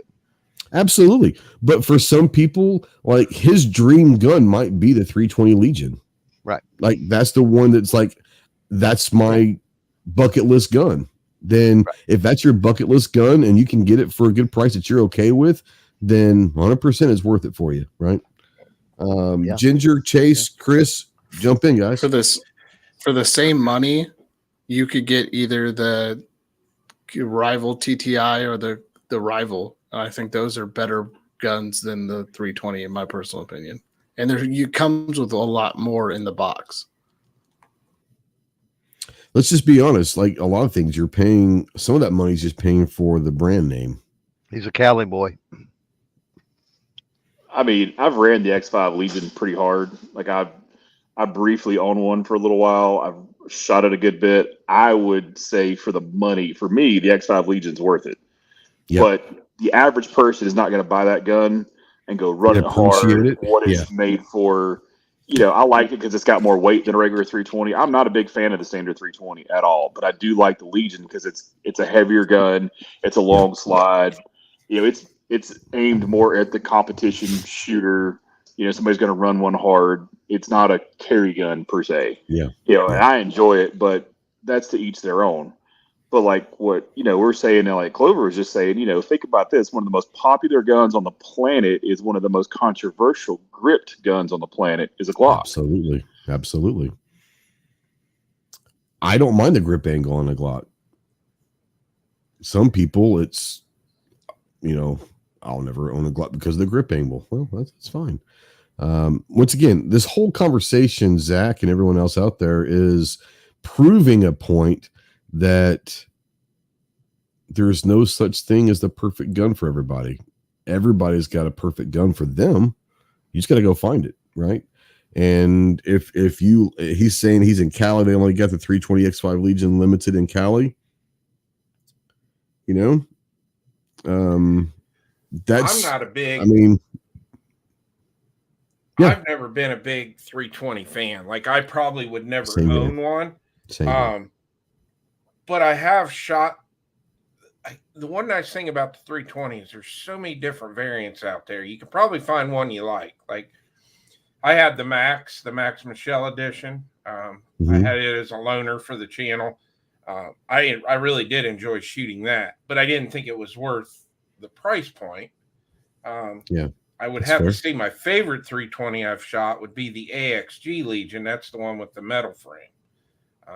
That's pretty sweet. I don't guess I've seen that one, but I haven't really been looking at it because I'm not, like I said, I'm not a big 320 guy. Yeah, AXG is pretty slick. Yeah.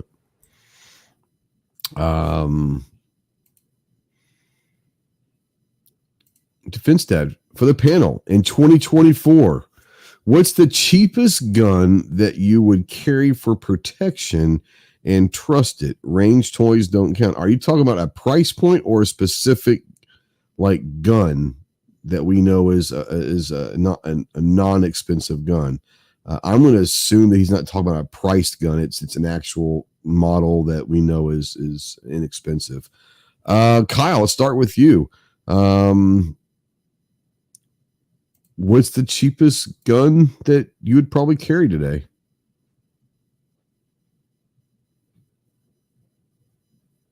I think you're muted. Oh, sorry about that. The Kiger 9C. And the crazy thing about that, it is an inexpensive gun. And John touched on this in the review he did on it. Like, you can even just buy the parts and build your own. Yes, you can. Make it even more inexpensive. So I think when I bought mine, I bought the frame and the slide and barrel all separately through a sale you guys had one day, and worked out great. Saved me about $100 total. I think it was crazy. It was awesome. Ginger, what's the cheapest gun you'd carry for protection and trust it right now? Taurus GX4, Stoker, STR9 MC, the Kiger is on that list. RTAC, definitely not the Sky. Don't even put this guy out there. That's just bad. I'm really looking forward to it. I got a couple more cheap ones that I got in for review, and that's the GX4 Carry, which I'm really excited to see. That's it. And then I also picked up the Keltec P15. Now I'm really excited about that one too. See how that one works out. Absolutely. I don't want to dive too far into price points here, but Chris, what that Grizzly looks like, it's a good performer. That was what I was going to bring up. This gun is surprisingly good for under 300.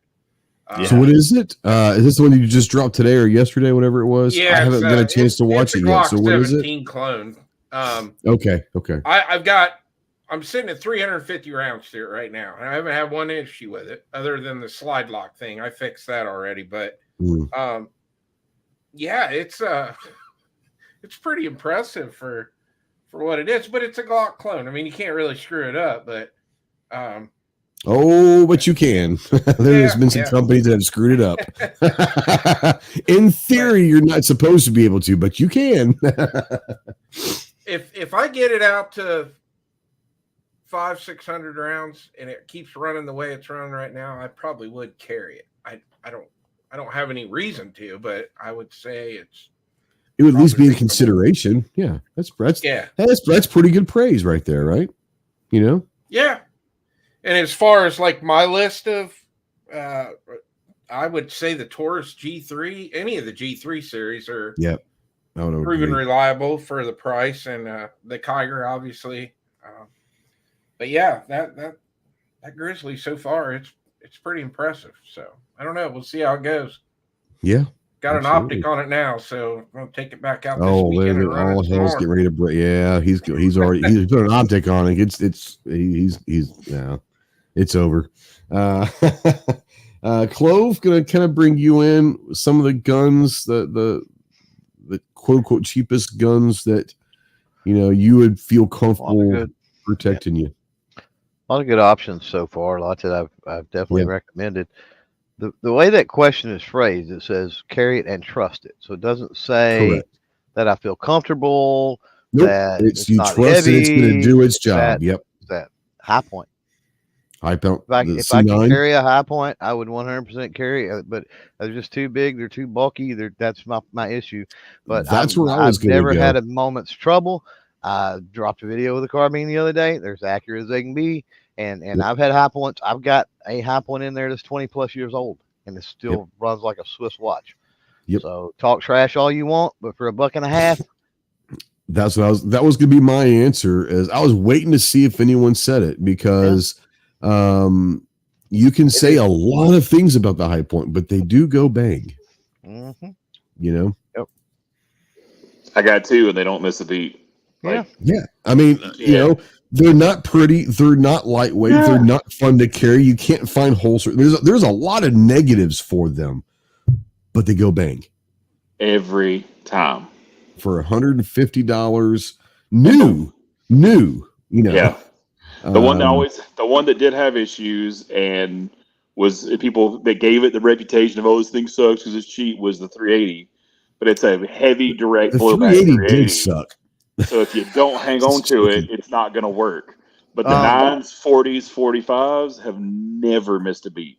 I don't understand that. I know what you're talking about, Chase. I don't understand that fucking argument, and here's why. The one I'm talking about that is over 20 years old that I've had, it's got to be pushing 10,000 rounds to it with very little moderate cleaning. It's never been taken apart. Is a 380, the CF 380. Yeah, but my kids, no, rip it like a man too, though. No. Let me finish. My kids grew up shooting that. Yeah. Case closed. Okay. But you told them not to hold it like a bitch, didn't you? Probably, yeah. Yeah, there you go. Yeah. But we're talking about 8-year-old little kids shooting the thing. So, like, miss me with that shit about. Well, I was talking about, how do I put this politely? Demographics and such, holding things incorrectly. Mm-hmm. Yeah, your kids are taught probably properly on how to proper way to do it. Yeah. I mean, probably so. You hang on to that gun halfway decently, it's going to run just like any of the rest of them do. It's truly insane to think that you will hear people talk smack about High Point. And I'd be willing to bet that the majority, not all, but the majority of people that talk smack about High Point don't own one. Don't own one or never shot one. Never shot one. Exactly. Never shot one. Don't understand what exactly. They're a boat anchor. Let's be honest. But they go bang.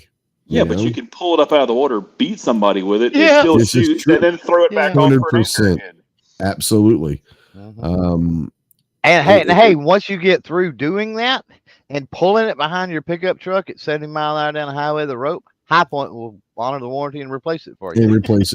In all seriousness, this is Clover just nailed it right there. I will say one thing for High Point. They have some of the best customer service in the industry, bar none. Like, I've literally set those things back that never should have been accepted for warranty service. I think they enjoy to see what people put their guns through. They want to see literally what can you give do them new to our guns. Yeah. They're like, cool things. And they probably keep the ones and say, I got to find a story out about what happened to this gun. Like, we obliterated a C9 intentionally. Like, I mean, we ran it over, we shot it, we hit it, we did all this crap. And the stupid thing, it was beat to crap. The grips were gone. It still functioned. Sent it back to High Point, like, yeah, it fell off the back of our truck. Sorry. High Point set of brand new guns. Like, sorry about that. Here you go. Yeah. No questions asked, and enjoy. You know, it's what it is. Great question there. Another one from Jacob.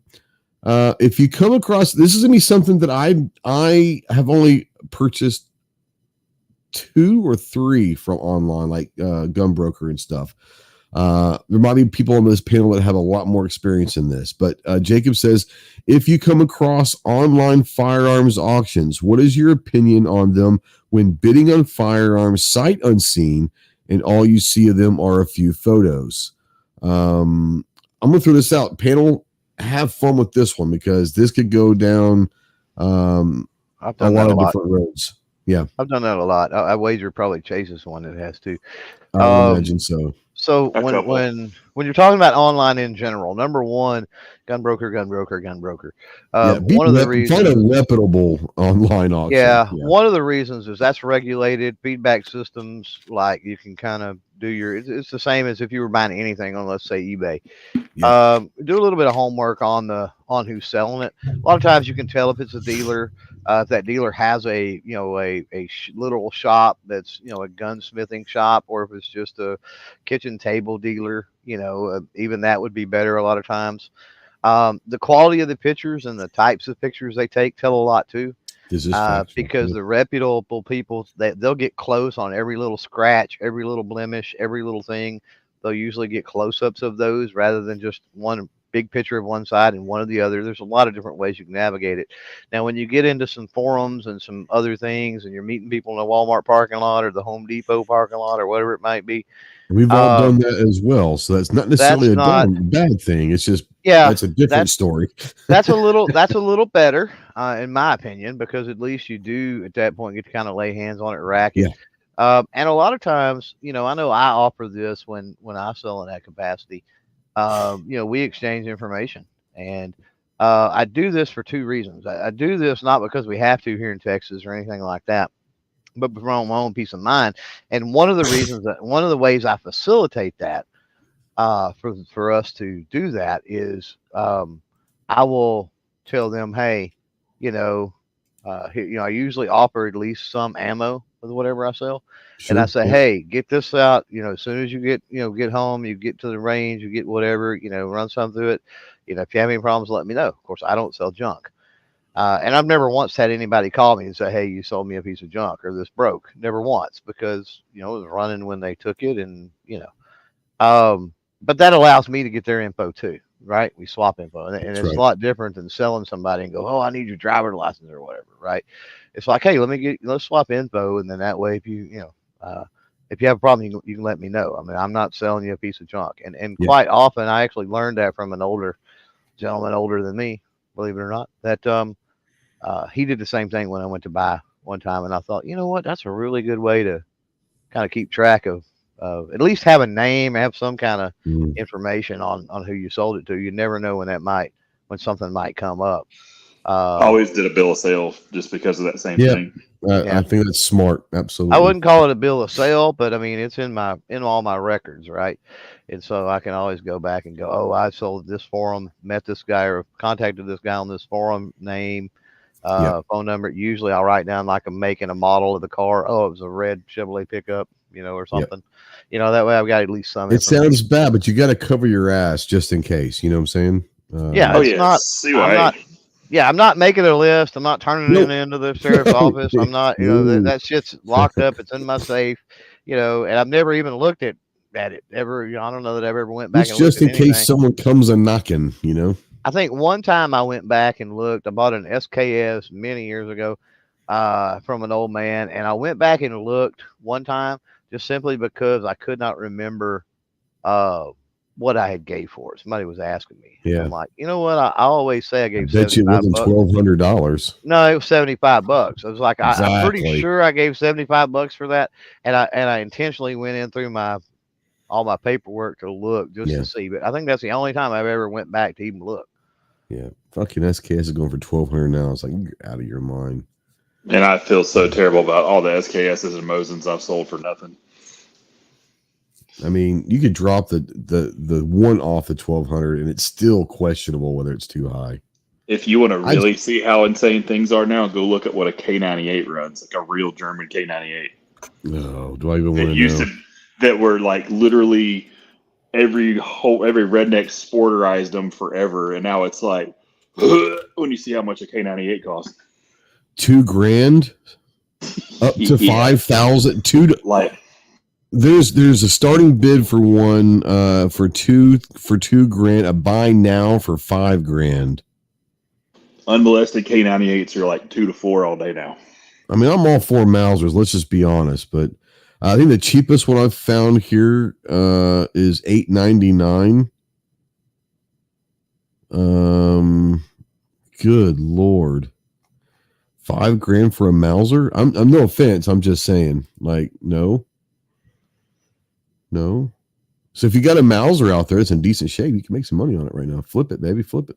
Yeah, Clover knows, like Mausers and infields right now in good shape. Oh God, are infields going for that kind of money too? Infields are going stupid too. Are you serious? Yeah. The other ones. Is there a thing for the British that are just like the 303s, like becoming a thing again, or is it just because it's that and 03 Springfields? You better swallow hard before you look at 03 Springfield prices. So all three of those, they haven't made them in fucking forever. First of all, right. Second of all three of those, as Chase said, for decades have been bubbled up and molested for hunting rifles and everything else. And every time that happens, every gunsmith learned on those things. Every time that happens, another one of them that they do not make anymore is taken out of the pipeline. I mean, I get it. You really want to blow your mind? Look at how much. A 1903 for $1,500. Wow. 10 years ago, you couldn't give an 03 away. $1,500. God. Look how much the retire now. He's got 7 of them. Right? Yeah. What'd you say, Ginger? Look how much the Nagant revolvers are going for now. They were like $99 back in the day. They're insane. Well, you got some people trying to suppress Nagant revolvers now for giggles. Like that drove the price way up too. I sold one probably maybe a couple of years ago. I sold one. I think I gave about $80 for that. With the holster, with ammo, and I think I got between 4 and 5 for it. I don't know what they're going for now. You remember, Clover, like 20 years ago, you couldn't give a Webley revolver away for like $100. Now look what they go for. Yeah. I'll tell you another one that used to be cheap too, because I sold like 3 of those in one day one time. But the CZ52s, and they're not cheap anymore. Nope, they're not cheap anymore. I was literally about to say that. I was like, the poor man's 5.7 has gone insane. Mosins are going for $600 to $800 now, and it is. We're talking like crap Mosins too, not even like good ones, like rare ones. Are you kidding me? We're not talking like number matching Tulas. And I just kind of looked up like just random like Mosin, Nagant 91, and they're like $600 to $800. Like, oh my god. Okay. The one that really crates, shipping containers of Mosins I sold in my life. Yeah. Not for $800, I bet. No, for $80.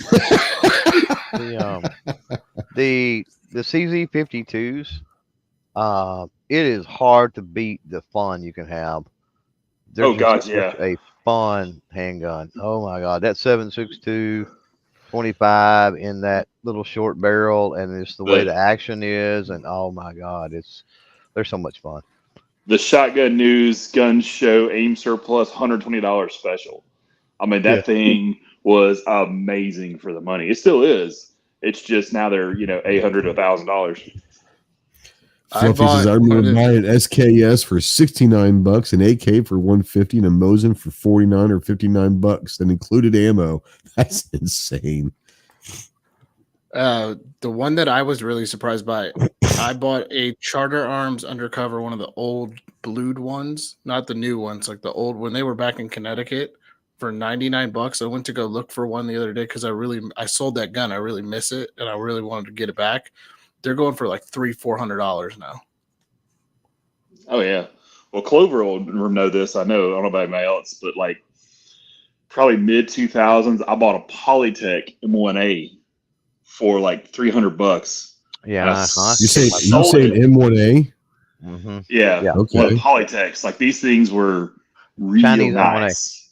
Nice. Like off a Springfield receiver, like real nice. Yep. And had that thing, had it for years. Sold, I got double my money. I made, I sold it for $600, made good money on it, bought something else I didn't need. Now, if you look what a Polytech goes for now. Okay. I had an opportunity because M1A is one that's been on my wish list for a long time. It's just by the time I've ever saved that amount of money, I've spent it on something else. And I had the opportunity once upon a time to buy a Polytech for $500, and I passed. Like I kicked and they run so much better than the actual Springfield. That's why I always $11 to $1,400 right now. And that's why I always tell people, if you're talking about old stuff, old stuff they don't make anymore, meal syrup, whatever. Like if you want it, buy it. Quit complaining about the price. Yeah, just buy it because it's never going to go down. That's what I was going to say. Jacob says, "Man, I wish I was born 10 years earlier to get cheaper firearms." Look, the Jacob that's new to firearms 10 years from now is going to sit there and say, "Man, I wish I was born 10 years earlier." Right. You buy something today, 10 years from now, chances are it's going to be worth more. I mean, that's just yeah. You got to remember, Jacob, though, economy of scale 10 years ago too. Cost of stuff, yes, while it was cheaper, the cost of everything else was in line with it, so it was still expensive for what it was. A lot of that stuff, with the exception of like $100 CZ52s and stuff, right? $150 Mosins, but Garands were still expensive. Mausers are still relatively expensive. Madi AKs, all that stuff was still expensive, just not what it is now. So I just looked up for RTAC what the SVT 40s are going for. About $3,000, bro. Yeah. This one says if you get for $2,500, get it because you just got a deal.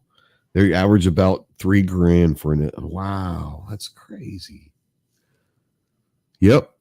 There's a lot of stuff out there, man. Like I complained. I mean, how many years? It was about 3 or 4 years ago. I was complaining that Grands were costing $1,200, and I was like, I wish they would go back to like $600. Well, they're never going back to those prices, and they're $1,200 now. And in 5 years now, they'll probably be worth $2,000. Yeah, if you can get a rack grade from C&P for $1,000 right now, you better go buy it. Yeah, and be happy that you found it. Probably. Let's be honest. Oh, absolutely. All right. Awesome. First one of the concealed carry series we're going to do. Like I said, the next couple of months, we're going to have 5 or 6, 7 of these that we're going to talk about different topics. Awesome questions out there from everybody. I love going down these rabbit holes, talking about cool gun stuff, because that's what we do. We just talk. That's what we're here for, right? Kyle, I want to bring you in. I know you got goals next week. Anything else, Anderson, you want to bring up? You will be at range day for goals as well, but talk a little bit about Anderson and where they can find you. You can find me at AndersonManufacturing.com, social platforms at Anderson Manufacturing, except for on X where we're at Anderson Rifles. The big thing from Anderson right now, obviously goals. Booth 1204 and range day. And then we partnered up with an organization called Oscar Mike. They do apparel. So there is an Anderson Manufacturing Red Friday t-shirt on their website. Feel free to go check it out. Ghost, I could throw it in the back chat if you want to throw it out there. Throw it out there. Like red, like remember everyone deploys. Is that what you're talking about, Red Friday? Yep. Right. Word up. I love that. Yep. I'll put that out there. I'll get that to you here in a second. But other than that, thanks for having me on, Trey. Obviously, bro. Always. See you next week. Looking forward to it. Yeah. Ginger. Ginger's going to need about 17 minutes to go over all the shit he's got to go through right now. But speaking of goals, I mean, I know that's what's big on the list right now. So, I mean, I know you're probably not sleeping a whole lot. Get everything ready to go, but talk about it, bro. So we sold out on boot space as of today. I added my last 2 booths. I've made some changes to the floor plan to help with that a little bit, but we had to fit in some extra food things and things we thought we needed. But goals. Food would be a plus. I'm not gonna lie. Food would be a plus to have there. I actually went over the catering for the media lounge today, and Kaylee's like, "Oh, do we have enough?" I'm like, "This is more than what SHOT Show gives people." So I think that's not saying a lot. Let's just be honest. That's not saying a lot. So super excited for goals. I'm actually going to leave next Monday and be on site on Tuesday to get everything started and prepped and ready to go. Yeah. It's been a wild 6 months. We have Again, free to all GOA members. $25 at the door. Free comedy show with Johnny B on Friday. Free concert on Saturday with Easton Corbin. I don't think I've announced this on the show yet. I think this is the first time we've said anything. We were talking about it last week, but I don't know if you actually said anything. I think last week it was confirmed but not confirmed, right? It was confirmed, but I couldn't announce it. So yeah, Easton Corbin's yeah, that's pretty Easton big. Corbin's going to be there. Big. Yeah, there's going to be a cigar lounge outside for everybody to hang out at. There's tables. There's nice couches, outdoor furniture for you guys to sit at and smoke your cigarettes and hang out. Were there poles there? Man, no poles. Jesus. Benny Pony poles out there? Shit. I'm super excited for this event. And so first of its kind for us, there's panels. Ghost is going to be on a panel. If you want to get your kids into the 2A, go see Clover. I will get his face up on the freaking website. Sorry, buddy. But hurt, by the way. Bullying does work. It doesn't work. Hurt. Super excited to see Kyle at Range Day, Chase at Range Day. Super excited to see you, the rest of you guys. See Chris again. Always pleasure. Good to see you both, Ghost and Clover. I was on a 2-hour call before the show, so hopefully the 2-hour cool. call was about comes through. We'll talk about that in the private chat. Yeah. But we're super excited about the whole thing. Couldn't be more excited. So if you haven't done so, pre-registered, it'll make you speed up in line when you get up there to get your badge. If not, you can register at the door, get in, get your tickets. It is concealed carry allowed on the show floor. It is concealed carry allowed at the amphitheater. It is concealed carry with permit at the park. That's just their rule. And there are going to be certain, obviously, firearms, but there's a lot of products that you can buy at the show. It's not one of those you're just having to look. You can actually purchase a lot of this stuff at the show. So if you're looking to make it into like a gun show, it could be a gun show for you too. Yeah, ship it to your FFL. Skyline chili. Not only will you can order guns on the show floor, but we've already started working with local FFLs. So if you're in the Tennessee area and live in Tennessee, a lot of the FFLs are already going to be carrying the stuff that you're going to see at the show. So we've partnered up with them, got them going. There's going to be knife manufacturers there. Stroop Knives is going to be there. Smoky Mountain Knife Works is going to be there. Stroop's going to be there? I didn't know Stroop was going. Yep. Is that a last minute? No, he's been on Chris, for a while. When I talked to Chris, he wasn't sure. So interesting. Yeah, he's been on for a while, so he should be awesome. Well, it's been a while since I talked to him, though. That's great. Great knives. We Knives is going to be there. We've got Smith & Wesson, EAA, Anderson, Carr, Palmetto State Armory, Gunbroker is going to be there with their large booth and their thing. Canic, Century, new product launches. I mean, there's a lot going on, plus all the panels and talks. If you're into government type things, Jim Justice will be there. Mayor Glenn Jacobs will be there. Representative Ogle will be there. Representative Sparks will be there and talking. John Lott will be there to talk. So if you're into the statistical side, he'll be there talking. You're going to get to meet our lawyers for the first time. They don't come out of their little cave often, but they're going to be up there talking. There's going to be state by state perspective. And the other cool thing is, hey, in all seriousness, real quick, in all seriousness, not being a joke, will there be representatives from the ATF there? No, we told them go away. I did. We tried to get. I know this sounds funny, but I do like. It's kind of a running joke now, but I do like the fact the ATF shows up to SHOT. Now they could be a little happier and chipper and not be so condescending douchebags.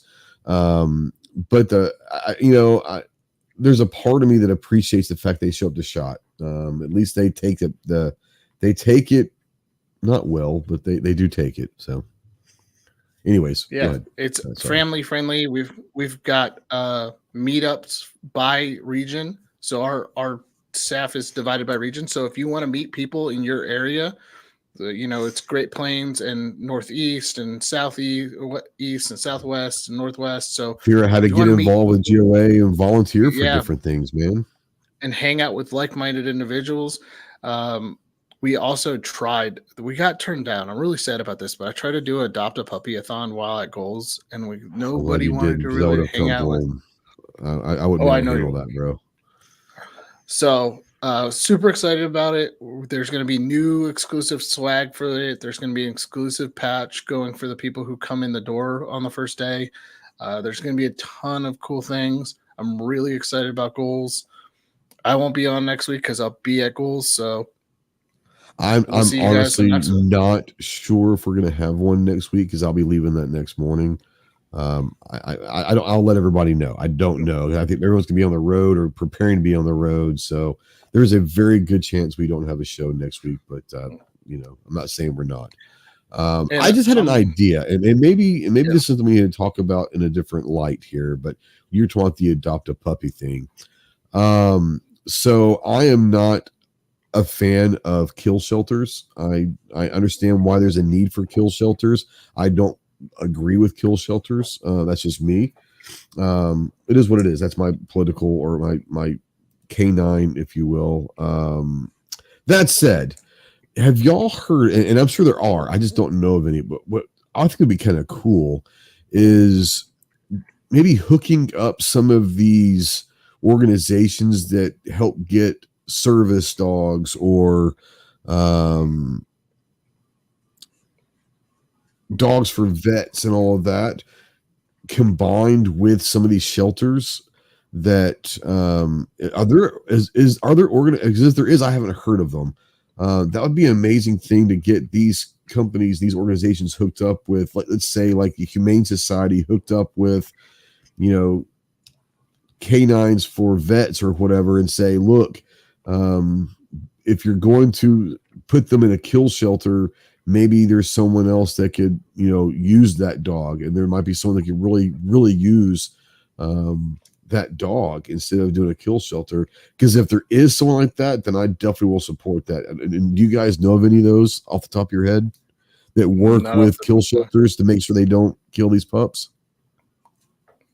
Okay, that's something we got. That's something that I'm actually going to try to be maybe on a mission in the next year, is to maybe talking to some of these organizations and some of these shelters and say, look, before you send these dogs off because you have no more room in your shelter, maybe there's an organization that'll take them off your hands and give them to a vet. That could be a really cool thing. That might be a mission of mine. Never mind. And I know that's way off topic, but that just clicked in my head, and I'm not very smart, so I had to mention it. And I'm going to say one thing. If you come to Goals, feel free to say hi. But if I just wave at you when you say hi and I'm going, it's because I'm running 100 miles per hour. So that's I apologize how you treat me now. Every day, so. Oh, that's true. But I apologize now. But please stop by and say hi. I just want my hug and for you to grab my ass once, and I'm good for the weekend, I probably will multiple times. So I do want to say this, and in all seriousness, we give Ginger shit because he's an easy target. Let's just be honest. This has been less than a year ago he started working with GOA, and this was an idea that he pitched in his interview with Eric Pratt, and less than a year later, you made it happen. G-Wes wants to know how much room's left. Man, he sold out. He just sold his last spot. They sold this freaker out. I'm actually adding booths. I had to add booths today because we sold out. Congratulations. Like, in all seriousness, John, congratulations. You've done a hell of a job. I'm going to be completely honest with you. There's going to be a lot of shit that goes wrong next week. That's the reality of it. It's not going to go smoothly. But what you've done in less than a year is pretty remarkable, and understand that there's a lot of shit that's going to go badly next week. Don't let it bring you down. Learn from it and make the next year better. You've got an opportunity to position yourself right off the bat as a game changer in these shows, but it's going to go, there are going to be things that are very bad that happen next week. They're out of your control, but knowing what you've done in less than a year is pretty remarkable. And I joke around with you, but in all sincereness, I mean, well done. Kudos, man. I appreciate that. We've planned. So I've been at GOA as of last week. July 31st was my 1 year anniversary at GOA. Yeah. So I've been at GOA for exactly a year. We've planned this convention from February 26th until now. I think it was in October that like it was started being discussed, I think. But it was after SHOT that it was actually announced to people. It was literally a dinner table conversation at TriggerCon last year. TriggerCon is, can this work? Absolutely. Yep. Yeah, it started at TriggerCon, and it was... It's September then, it was at TriggerCon. Yeah, it was in September. In October, we went and looked at the convention center. We were supposed to get okay in December. Then SHOT Show came around, and we were going to announce in January, but we didn't get the final sign-off. We did a soft announcement. Yeah, we did a soft announcement to people we knew. And then February we announced, and next year it's going to be in Knoxville again. I don't have the exact dates, but it's going to be earlier in August to avoid some of the buy group shows, some of the issues we ran into. Yep. And I'm really excited. We've already got the convention center signed for next year for Knoxville. We've got room to grow and add bigger booths, and I can't be happier how this turned out. And hopefully, things are going to happen. I know as long as it looks good on the outside, reality, man. Yeah, it's going to be reality. It's what it is. You can't let that shit drag you down. What? As long as I don't have to kick Chris out, I think we'll be okay. I know he's the wild one of the bunch. He is. He's okay. I'm gonna also make Chris. I've already got a scooter hidden in the booth for you. Don't worry. Okay, I already know this. So I bet you Kyle's going to bring a UK flag and Chase is going to bring an Auburn flag. Just please do not start a fight or go to Neyland and do something silly. I replaced the UK flag with Skyline chili, so we're good. Okay. We're all the Sky. I'm going to Publix tomorrow and buying all the stupid $6 cans of Skyline chili I can buy, just for you. Unreal. Oh God. Unreal. What's up, Steve? Hopefully we'll see Steve next week. I mean, he freaking lives there, so Steve will be there. I just talked to him today. Scott wants to know, hey John, next year can you try to get a discount for RV spots? I don't know if an RV thing has been brought up, but that's not a bad. A lot of people will bring RVs or campers and all that. Listen, I'm gonna be honest. I had trouble filling the 2 expensive hotels we got, and the city wouldn't give us more hotels, even though I asked for cheaper ones. So they could park it on the 50 at Neyland Stadium. Nobody else cares about it. You can go take a shit in the middle of Neyland Stadium. No one's gonna care in this panel. Did I say that out loud? Please don't do that. Rocky Top? We're all going to say John said it was okay. Say NRA said it was good, man. That you could say the second line. You're not going to say the first line. I am publicly saying right now it is not okay. Well, I'm publicly saying this ought to go really well. Says they have Skyline in Tennessee, so we can probably get some while we're there and shoot it. Oh, yeah. What nobody knows is I already know John's secret outfit for the show, and he's got his $40,000 suit and boot combo so that he can make fun of Wayne. I'm not wearing $40 or 40,000. I think it's $40,000. Yeah, he borrowed some funds to make sure it was cool. Yeah, he borrowed some funds. All right. Yeah. All right. God. Here we go. Got his lizard skin boots and his rhinestone suit. Yeah. Like a rhinestone cowboy. Chris, thanks for coming on, brother. We'll see you next week as well. You got anything going on this week prior to goals that you can be releasing or any shows or anything? No, we're not going to have a show Thursday night. Okay. I'm going to I'll drop a video tomorrow and probably one on Friday, but yeah, I'm kind of just taking it easy until we take off. Nice. Appreciate the invite. That was a great chat tonight. Yeah, fun to have Chase back on the panel for. Fun's not a word that I would necessarily use. It's stressful for me because at any second it could just go off the rails. So I made no venison comments or anything. So hush. Speaking of Chase, you guys will obviously be at goals at EAA and Range Day. Anything, I know you probably can't say, but will there be any maybe special releases or announcements at goals that you want to maybe sneak peek to people? I cannot confirm nor deny if we will have any sneak peeks or anything. I mean, maybe you never know how we are. We might just pull something out of our hat at the last you might second. make something Tuesday night. You never know. True story. there are some things in the works. I can promise you that. I don't know when we're gonna pop those out because we just fly off the handle as it is. So I understand. But yeah, no, we'll definitely be there. Check us out. We're right there. We're pretty hard to miss, right in the middle of the floor. So come by, say hey. Everybody harass Paul. He'll be there. Bring him bacon and stuff. It's funny. Bacon. Please bring bacon. Bacon, Tootsie Rolls. ham, sausage. Big thing on Tootsie Rolls Tootsie as well. Rolls. He loves Tootsie Rolls now. Tootsie Rolls and bacon. He is half swine or part swine. So he's part pig now. So Wait, it's like Chase, random people showing up with bacon. This would be great. Chase, when did you become Live Free Armory, building your gun in your Airbnb the night before shot? Oh snap! Well, they are just down the street from me. Hey, Chase, can you cancel that payment to GOA for goals next week yet? I mean, you can still cancel that payment, right?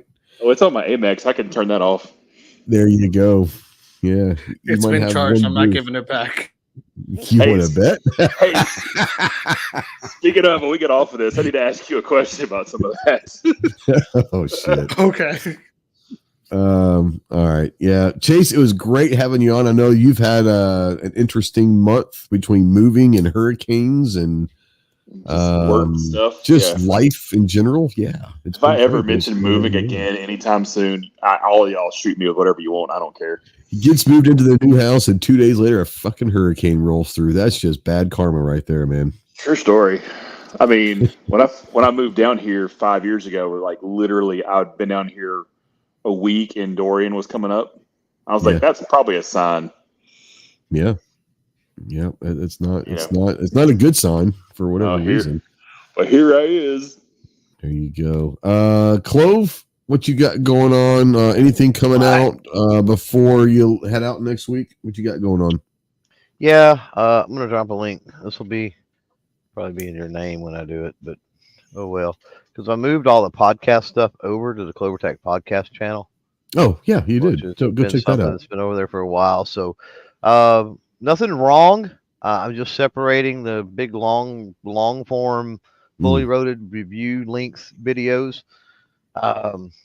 Yeah, it was a dig at John and his long ass videos, but yeah, moving all that podcast over to get it separated. It's not really the same audience. So, so yeah, if you're into that, and the new podcast season starts the end of this month. So, get over there, get subscribed, get your notifications and other stuff.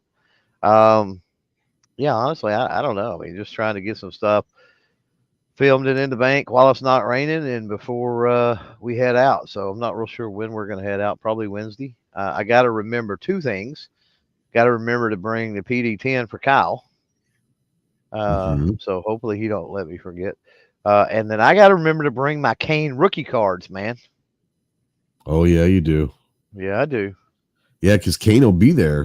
He's a politician now, but Kane will be there. I'm pretty sure he would find a couple cards for me. I would imagine he would. Can you give us a sneak peek, Clover, of who some of the guests are for this season? Matador Arms, Hunters HT Gold, Armed Atlas, Dancy Bearded, Pew Pew Jew, High Point, Kinetic Development, Kids the Kings, David Humane, Hold My Guns, Ross Martin. And there's more, but they're on the homepage of clovertech.com. You can see a list, but there's 14 or 15 episodes scheduled, or they're not scheduled yet. That's coming. I'm finalizing dates and times this week. So, I will actually get it scheduled over there on the channel. Everything pre-scheduled probably as soon as I get back from goals, if I was guessing. Close. Maybe. Yeah. Don't forget the special patches, my dude. I'm glad you reminded me. Also, I gotta say, for the new season, thanks to Anderson Manufacturing, who there you go, stepped up once again, and Kyle will be on an episode too. I forgot your episode, but yeah. Real quick, Jacob says, has anyone seen the guy from Turkey and how he went with no gear for the Olympic shooting event. If Chase, I know you and I have talked about this, but if Gerson and or EAA doesn't make this dude a sponsored shooter, y'all are missing out on a terrific chance here. I want to find and hire that dude so bad it's not funny, just for the meme sake of it. The meme sake of it, absolutely. That's not uncommon. Like, so Cully on the War put out a video, and it was it's very disingenuous. It really shows you that Cully on the War doesn't understand air pistol and all that, really. I mean, and because the level of difficulty, he made it out that the level of difficulty for shooting a regular firearm was more than an air pistol, and I'm here to tell you that it's not. Especially in that scenario, yeah. Pulse, heart rate, follow through. A pellet leaves a barrel much slower, and especially those competition rigs. The pistols are what? They 10 or 15 meters, something like that. They're not very. And so something like that. But here's the thing: for what he did, I have seen it in competition before with that style of competition. You have to be familiar with that style of competition too. And nowadays, especially over here in the States, everybody's used to the tactical running gun, and they don't get any type of precision and bullseye stuff. But I've seen it over and over and over that people walk in with their street glasses on, put some ears in, or maybe even not if we're talking about air pistol, and put your hand in their pocket and just wreck shop. Like I've seen it over and over and over again. The equipment, and I say this all the time, and I usually say this with archery, but it's true even when it comes to firearms and competition. Chris down there can nod and agree because I know he's big into competition. You can only make up so much for lack of skill with equipment. Yeah, 100%. So just because you can buy the Ferrari don't mean you can drive it. Yep. That's the truest statement that most people know. Literally. Yeah, exactly. And that I'll tell you something. Shit, man. But that dude's obviously the shit. He's got the skills. Yeah, I'll tell you something. Every Olympics, I try to find some obscure thing. Last Olympics, it was handball. And now I'm a handball fanatic. Love that shit. I know it sounds weird. I love handball. This year, I had never watched it. And my wife and I started watching it. And one, it goes by quickly. Two, it's crazy fun to watch. We got into archery, the 70-meter archery Olympic event, and we were watching a team. It's outdoor, and it's a team. It's a mixed team. Yeah.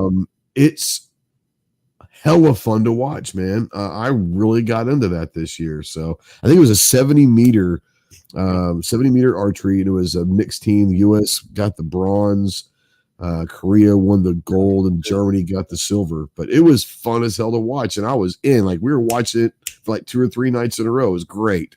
And I've never watched archery a fucking day in my life, but I enjoyed it. Mm-hmm. So there you go. Thanks guys for tuning in. Thanks for Kyle from Anderson. Go check them out. Thanks Chase from EAA to be here. John from GOA, obviously Chris from the 740 and CloverTac. Go check out all these guys' channels, companies, websites, social medias, all great people, obviously great friends of the channel, but obviously great personal friends. I appreciate all of them. Looking forward to seeing all of these fools and many of you out in the chat next week at Goals. If you see us, see me or whatever, don't be afraid. I'm a wee little man that won't bite. If you're able to see me, come up and say hi. I'm not like Clover. I can actually be approached. I don't have security with me. Come up and say hi for sure.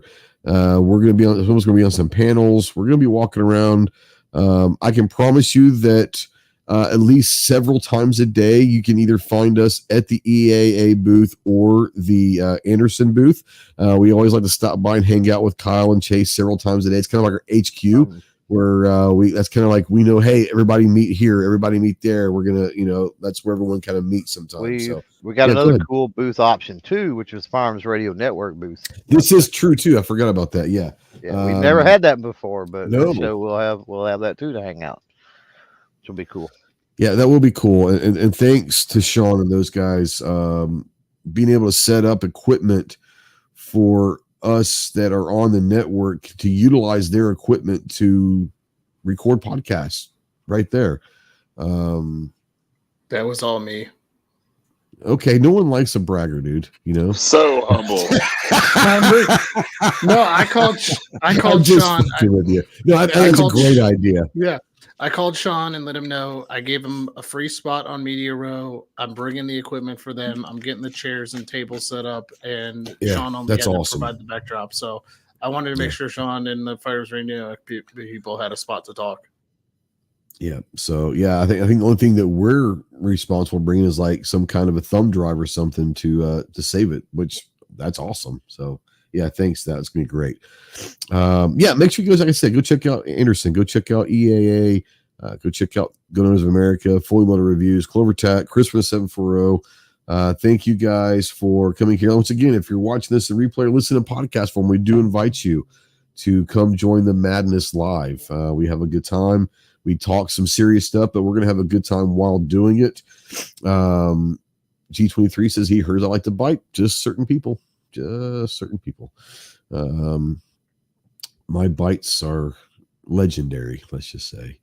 But yeah, we're looking forward to next week. I don't know if we're going to have a show next week. It might be packing time and half the guys are going to be on the road or whatever anyway. So we may or may not do a show, but I'll keep you guys informed. But get to the range, be more proficient with your firearms, stay in tune what's going on with local, state, federal, two-way legislation. Make sure that your elected representatives are doing their jobs. If not, 2024 is an election year. We can change that shit. We can make the tide go our way, which I think needs to happen regardless. But even if your elected representative is doing okay, but there might be someone better, you never know. Make that change.